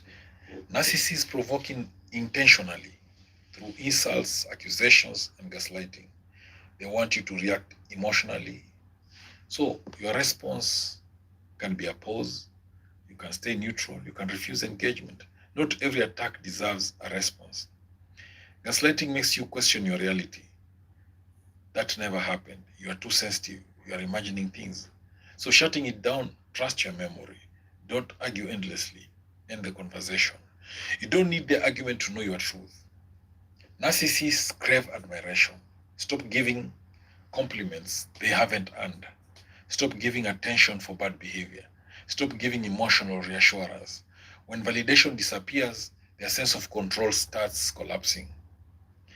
Limit access to you. Access is power. Reduce time spent, personal information shared, and emotional availability. Distance protects your peace. Don't try to change them. This is critical. You cannot fix a narcissist. You cannot heal them. You cannot make them self-aware. Change only happens if they want it, and most don't. So your job is not to change them. It is to protect yourself. Use strategic communication. Keep communication short, clear, and emotionless. You can say noted. I'll think about it. That won't work for me. The less words, the more control. Narcissists attack your confidence to control you. Rebuild self-respect. Rebuild confidence. Rebuild independence. The stronger you are internally, the less power they have externally. When you start shutting them down, they will escalate. They'll manipulate harder. They try new tactics. So expect pushback. This is normal. Resistance means your strategy is working. So stay consistent. Know when to walk away. Sometimes the best shutdown is complete exit. If the situation is emotionally draining, toxic, abusive, then walking away is not weakness. It is power. The final truth is that your peace is the victory. The ultimate way to shut down a narcissist is not by defeating them. It is by becoming unreachable. Unreachable to their manipulation, to their control, to their emotional traps. When you reach that point, they lose their grip, their power fades, their influence ends, and you gain something far more valuable: peace, freedom, and yourself. A lion does not turn around when a small dog barks. You don't need to prove anything. You don't need to win. You just need to stop playing the game. Thank you for watching this video. I hope you've learned a thing or two. Please subscribe to my YouTube channel if you've not done so. Thank you. What defeating a narcissist really means, that's the title of this video. Defeating a narcissist is not about arguing better, exposing them, or getting revenge. That's where many people get it wrong. A narcissist feeds on attention, reaction, control, and emotional energy. So the real defeat happens when you stop reacting, you stop chasing, you stop explaining yourself, you reclaim your peace and identity. When that happens, something shifts deeply inside them. Not always visibly at first, but it always shows over time. Think of it like this: a fire dies not when you fight it, but when you remove the oxygen. The narcissist's oxygen is you. When you remove yourself emotionally, psychologically, and sometimes physically, they begin to unravel. And when that happens, they reveal clear, undeniable signs. So let me give you 4 powerful signs narcissists show when you have truly defeated them. Sign number 1 is that they switch from pride to desperation. At the beginning, the narcissist acts like they don't need you. They say things like, "You're not special. I can replace you anytime. You'll come back." They walk away with arrogance, confidence, even mockery.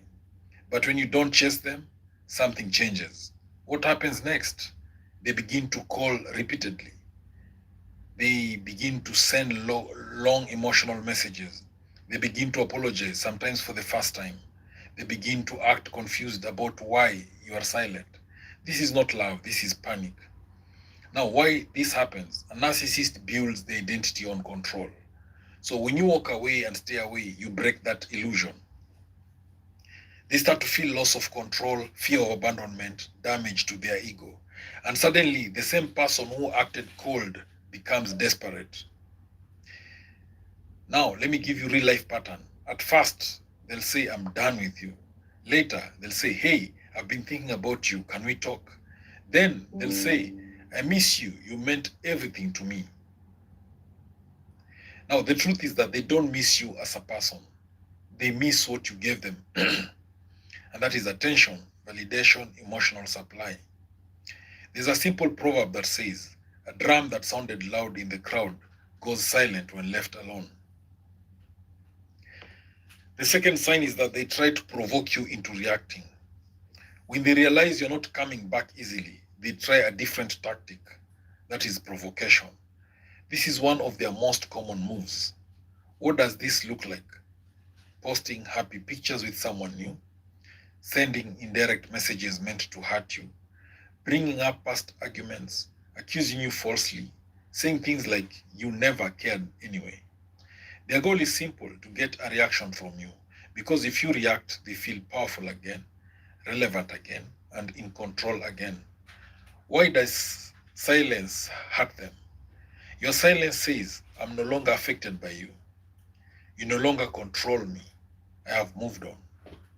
That is unbearable to someone who thrives on emotional dominance. Example scenario is that they might text you something insulting, then wait. If you reply angrily, they feel satisfied. If you don't reply, they feel invisible. The important truth is that a narcissist would rather you hate them than ignore them. Why? Because hate still gives them attention. There's a wise saying that says the person who angers you controls you. So when you stop reacting, you take your power back, and that's when they feel defeated. The sign number 3 is that they attempt a comeback with fake change. Once desperation and provocation fail, they move to another strategy, that is reinvention. They come back acting like a completely different person. What do they say? They'll say, I've changed. They'll say, I've been working on myself. They'll say, I realize my mistakes now. They'll say, I'll do better this time. They may speak softly, show temporary kindness, admit small faults. Now, this phase is often called hoovering, trying to suck you back in. Why this happens? They realize you are slipping out of their control. They realize their usual tactics are failing. They realize they need to regain access to you. So they adjust their approach. So what is the danger? The danger is that this is where many people fall back. Why? Because they remember the good moments, the love bombing, the emotional connection. And they hope maybe this time it will be different. And the reality is that change requires deep self-awareness, accountability, consistent effort over time. Most narcissists avoid all three. So the change is usually temporary, strategic, manipulative. A simple truth is that if someone only changes when they lose you, they are not changing. They are adjusting tactics. A proverb to remember is that a snake may shed its skin, but it does not change its nature. Sign number 4 is that they try to destroy your image.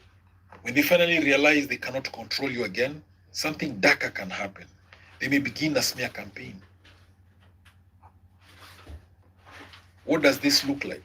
They'll tell others you are the problem. They'll spread lies about you. They'll play the victim. They'll twist the story. They may say, I did everything for them. They may say they were toxic. They may say they hurt me badly. Why they do this? A narcissist cannot accept defeat. So they rewrite the story to protect their ego. If they can't control you, they try to control how others see you.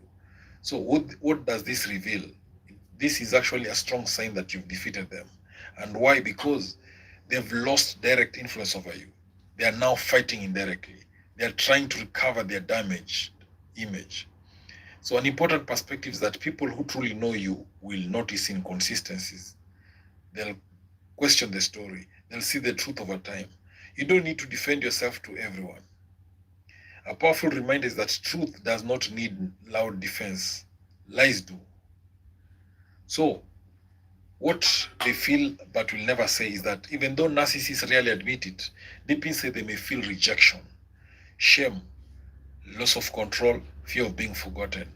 But instead of expressing this honestly, they mask it with anger, they hide it with pride, they cover it with manipulation. And that is why their behavior seems confusing. How do you know you've truly won? You have defeated a narcissist when you no longer feel the need to explain yourself. When you stop waiting for the apology. when you feel peace without their validation, when you don't react to their actions anymore. The victory is not loud. It is quiet, it is calm, it is inner freedom. Now your power is in your peace. Defeating a narcissist is not about breaking them. It is about freeing yourself. So when you stop aging, you shift the entire dynamic. And in that moment, they lose their grip. One last proverb is that when the puppet walks away, the puppeteer loses purpose. So the 4 major signs a narcissist shows when you defeat them are: number 1, they shift from pride to desperation. Number 2, they try to provoke you into reacting.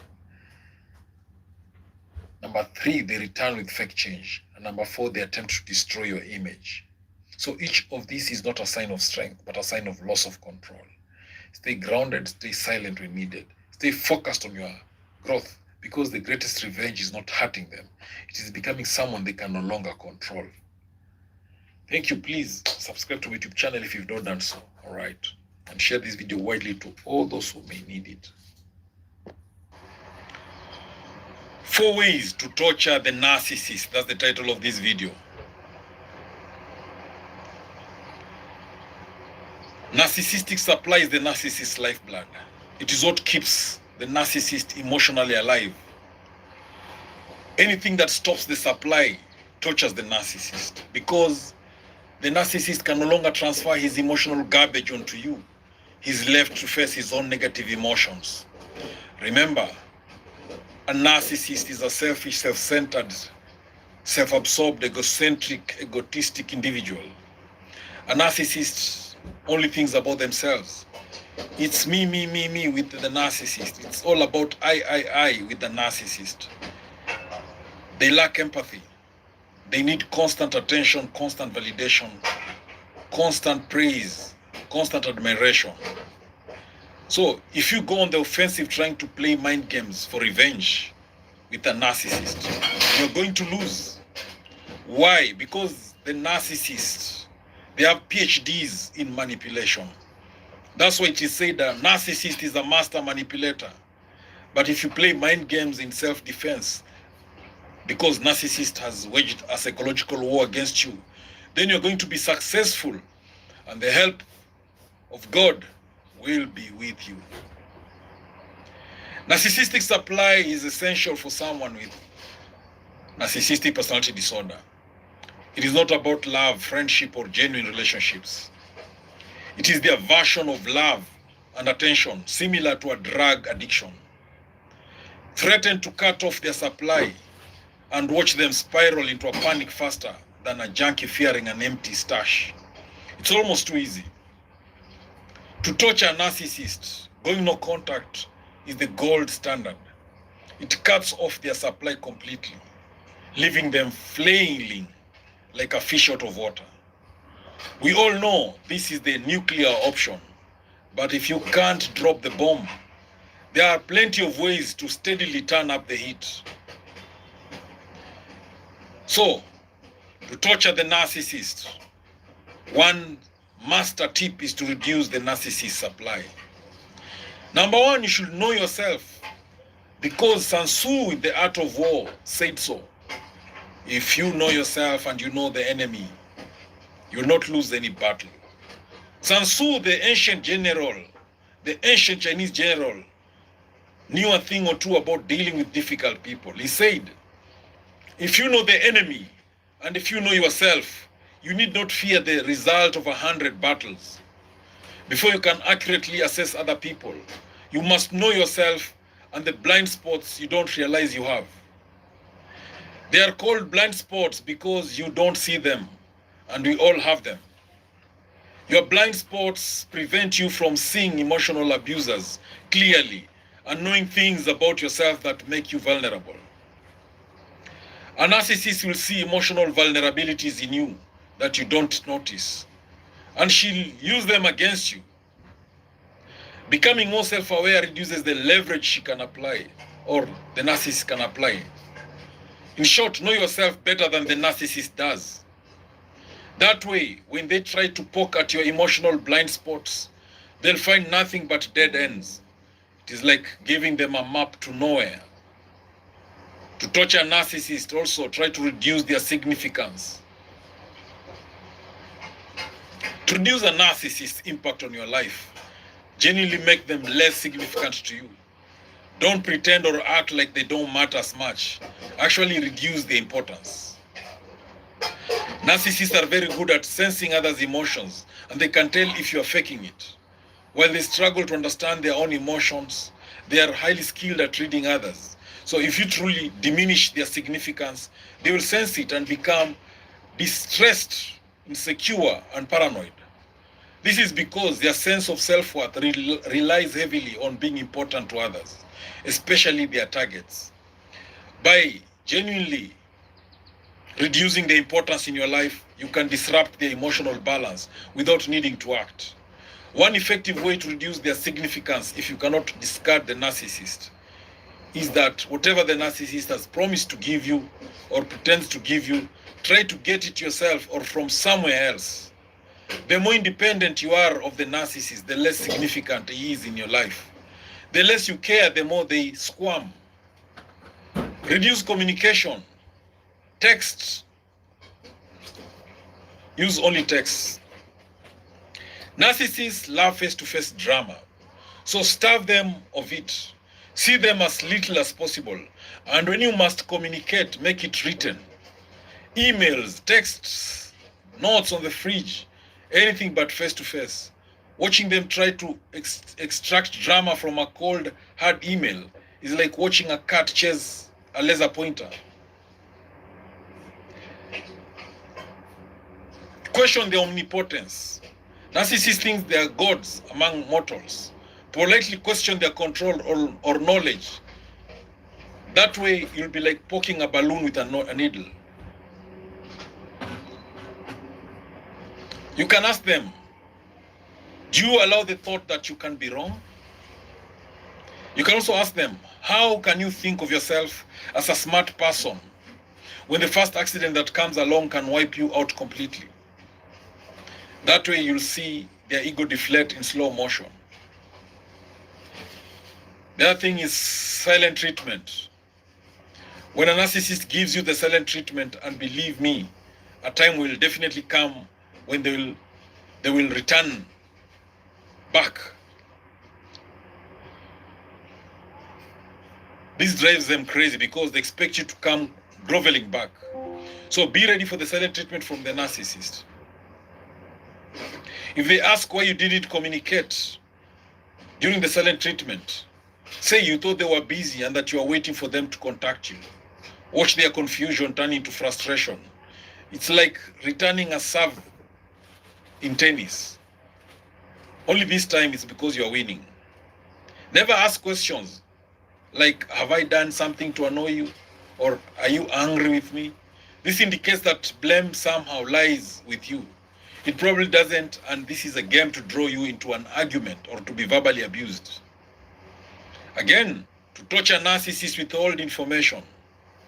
The narcissist is at war with you. I cannot emphasize the importance of information. Without good intel, the narcissist attacks become less effective. Observe how they target you and stop providing relevant information. If the narcissist seeks details of an important project to sabotage it, withhold this information. This frustrates them. It makes the attacks less accurate. Remember, many battles have been won not by brute force, but because the enemy had an information deficit. And if they do manage to win, never let them see their victory. Retreat, recover privately, and show no emotion. The goal of the narcissist is to destroy you. When you do not allow them to attack and destroy you, it tortures them. So,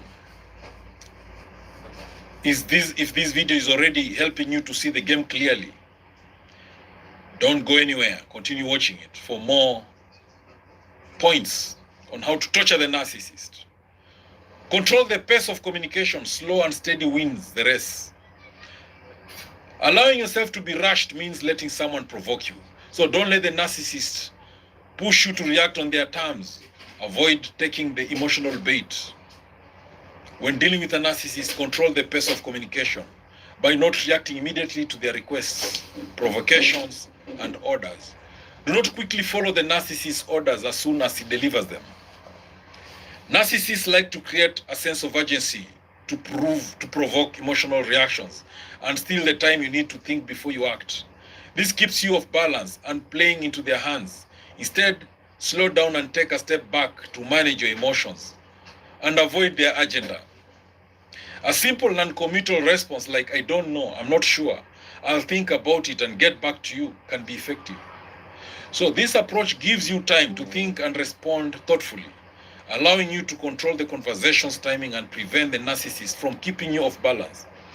By not allowing the narcissist to control the pace of conversation, you are reducing his control, which he hates. Master the art of saying no. Narcissists are like needy toddlers with a credit line. They ask for small favors to get their foot into the door. First, it's, can you lend me a pen? Next thing you know, it's, can I have your car for the weekend? By refusing the small favor, you disrupt their sneaky little pattern. They have no plan B for this. So if they create a crisis over a trivial issue, they look like unstable. If they ask again, you just refuse again. If they ask for something different, you refuse again. Again, also do not show emotions. Act like a robot. Because narcissists feed off your emotions, so give them none. Thank you. Why a narcissist calls you after more than a month's silence. That's the title of this video. The silence was never peace, it was strategy. When a narcissist disappears, it can feel like closure, like maybe it's over. But for them, silence is not an ending, it's a pause. A narcissist does not detach the way emotionally healthy people do. They don't say, this chapter is closed. Instead, they say, I'll leave this door unlocked in case I need to come back. Their silence serves several purposes: to regain control, to punish you, to test your emotional dependence, to explore other sources of validation. There's a proverb that says, the hunter who leaves the trap does not forget where he placed it. You are never forgotten, you are packed. Now, the return is called hoovering. In psychology, this behavior is often referred to as hoovering, like a vacuum cleaner, pulling you back in. After a period of silence, the narcissist reappears with a casual, hey, a dramatic apology, a crisis, or even pretending nothing happened. Why now? Because something inside their world shifted. Their new supply failed them. Narcissists thrive on what is called narcissistic supply. Attention, admiration, control, emotional reactions. So during their silence, they were likely entertaining someone new. They were seeking validation elsewhere. They were testing new relationships. But here's the truth. New supply often disappoints. The new person may set boundaries, may not admire them enough, may see through them faster. And when that happens, they remember you, not because you are the one, but because you are reliable supply. You represent emotional investment they don't want to lose. You invested time, energy, emotion, loyalty. To a narcissist, that investment feels like ownership. So when they return, part of their mindset is, I've already put work into this person. Let me see if I can still access it. It's not love, it's entitlement. They want to test if you still care. That unexpected call is often a test. They are silently asking, will you answer? Are you still emotionally available? Do I still have power over you? Even a small response gives them information. Silence from you threatens them. Response from you feeds them.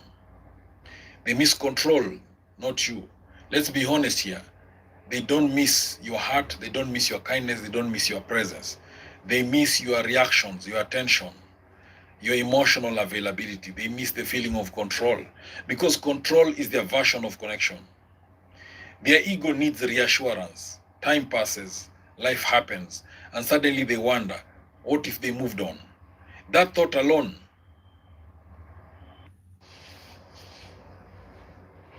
Why people with narcissistic traits may feel the need to watch, monitor, or spy on you. Why the narcissist is always spying and watching you. That's the title of this video. Why the narcissist is always spying and watching you. First things first. Narcissism exists on a spectrum. It is not always a clinical disorder. Many people show traits such as need for validation, fear of rejection, sensitivity to criticism, desire for control or admiration. Now, in extreme cases, narcissistic personality disorder, these are individuals who may struggle with empathy, emotional regulation, and acceptance of rejection or abandonment. But importantly, not every controlling or jealous behavior is narcissism. Not every monitoring behavior is spying in a criminal sense. But why does this watching behavior develop? When relationships end or become unstable, some people, especially the narcissists, they struggle with loss of control, emotional rejection, ego injury. How could they leave me? Obsession with unanswered questions. So this can lead to behaviors such as checking social media repeatedly, viewing stories anonymously, asking mutual friends for updates, creating fake accounts in extreme cases. This is not always planned spying. It is compulsive emotional checking. One of the strongest triggers is loss of control. For some people with narcissistic tendencies, relationships are not just emotional bonds. They are sources of identity, power, validation. When that connection breaks, they may feel empty, humiliated, replaced, exposed. And so they attempt to regain psychological control by keeping watch. So in the past, monitoring someone required physical effort. Today, social media shows daily life updates. Location tags reveal movements. Mutual connections share information. Algorithms suggest profiles repeatedly. This creates an illusion. I'm not spying, I'm just checking. But repeated checking becomes compulsive surveillance behavior, even without direct interaction. Not all monitoring behavior is narcissism. Attachment theory explains that anxious people may check constantly due to fear of abandonment. Avoidant individuals may check silently while pretending detachment. Disorganized attachment may create push-pull surveillance patterns. So sometimes watching you is less about power and more about emotional dysregulation. There's the ego injury and reaction behavior. So when someone feels rejected, when a narcissist feels rejected, especially because they have fragile self-esteem, they may experience shame, anger, confusion, desire to understand what went wrong. Instead of direct communication, these narcissists will turn to indirect observation, social media monitoring, indirect questioning, tracking activity patterns. So this is often driven by ego repair, not logic. So what is the role of social media? Platforms unintentionally encourage monitoring. Scene indicators, story viewers, mutual friend visibility, likes and comments as emotional signals. So this creates a feedback loop. They check your profile, they see updates, they feel emotional reaction, they check again.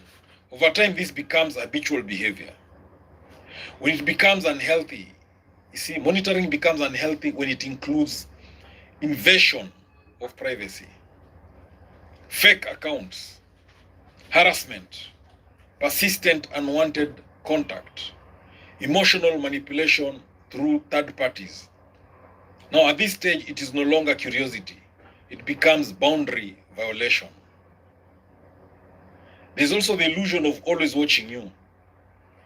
It is important to ground this idea. Most people are not constantly monitoring anyone. What often happens is a few repeated coincidences feel like surveillance.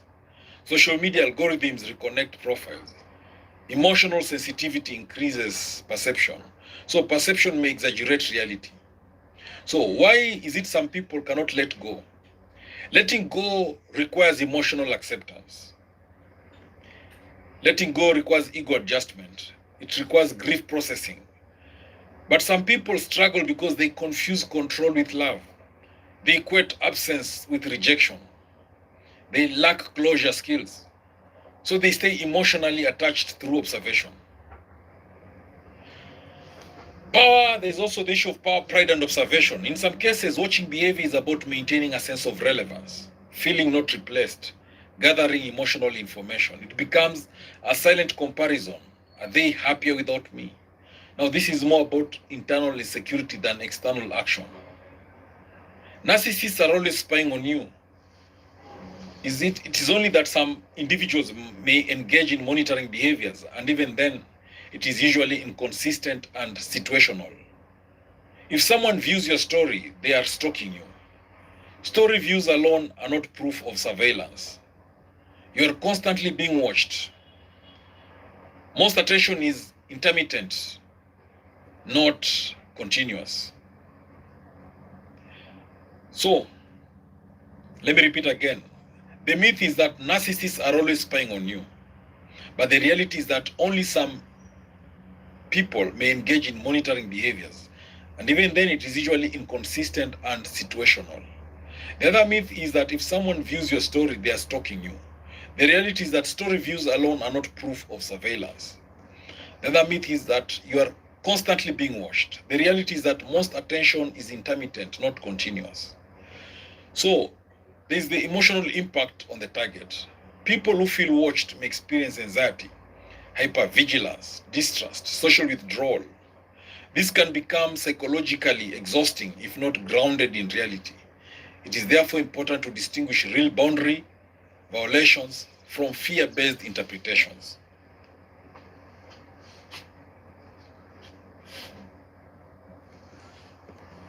So, people who feel watched may experience anxiety, distrust, social withdrawal, hypervigilance.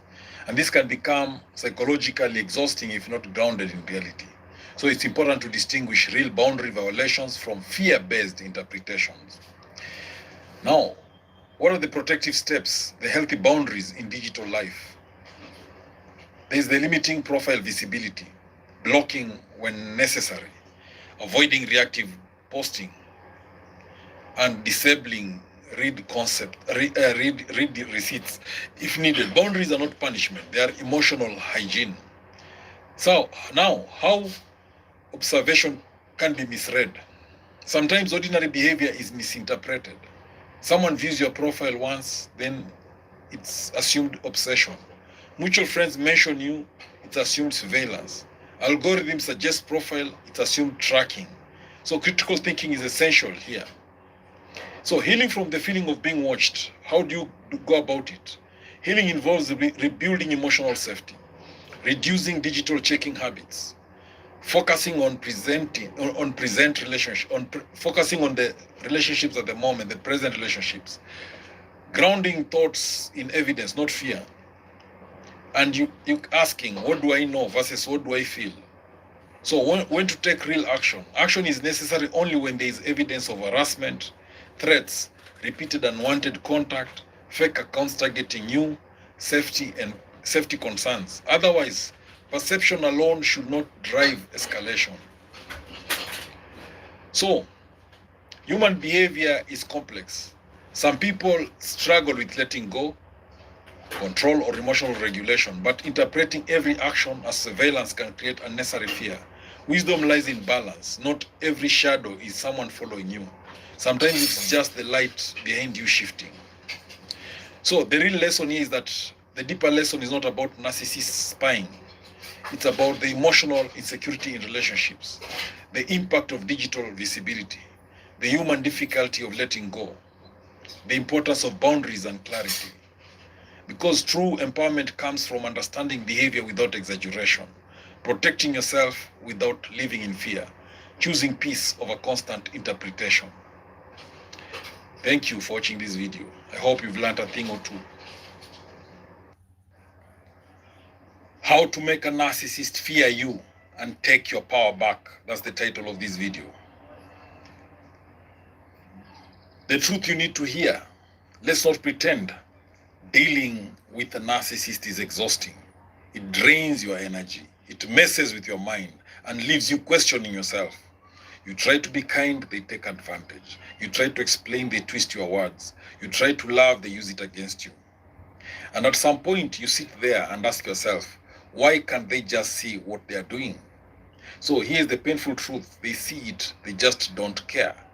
A narcissist doesn't change because you explained better. They don't stop because you cried harder.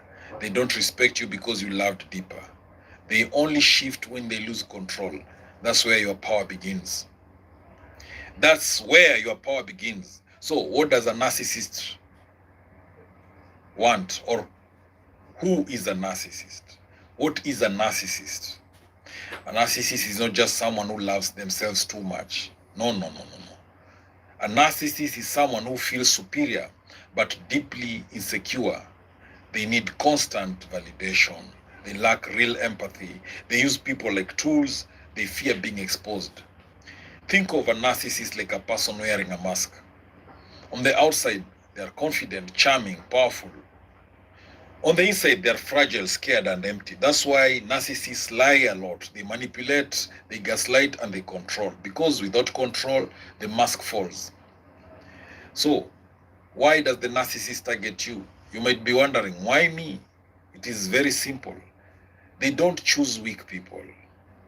Narcissists choose good people. They choose kind people. They choose patient people. They choose forgiving people and loving people. Why? Because those are the easiest to control. A narcissist feeds on your empathy. The more you give, the more they take. Until one day you are empty. So, how do they break you down? It doesn't happen all at once. It is slow. Like water dripping on a stone. They start with love bombing. Then they confuse you. Then they control you. Then they blame you. And before you know it, you are apologizing for things you didn't do, doubting your own thoughts, walking on eggshells. That's not love, that's control. So why do you feel stuck with a narcissist? You're not weak, you are conditioned. They trained you to seek their approval. They trained you to fear their interactions. They trained you to depend on their validation. It's like emotional programming. But here's the good news. Anything learned can be unlearned. So what narcissists fear the most doesn't, in short, in fact, narcissists don't fear shouting. They don't fear tears. They don't fear arguments. A narcissist fears losing control, being ignored, being exposed, losing access to you. You're the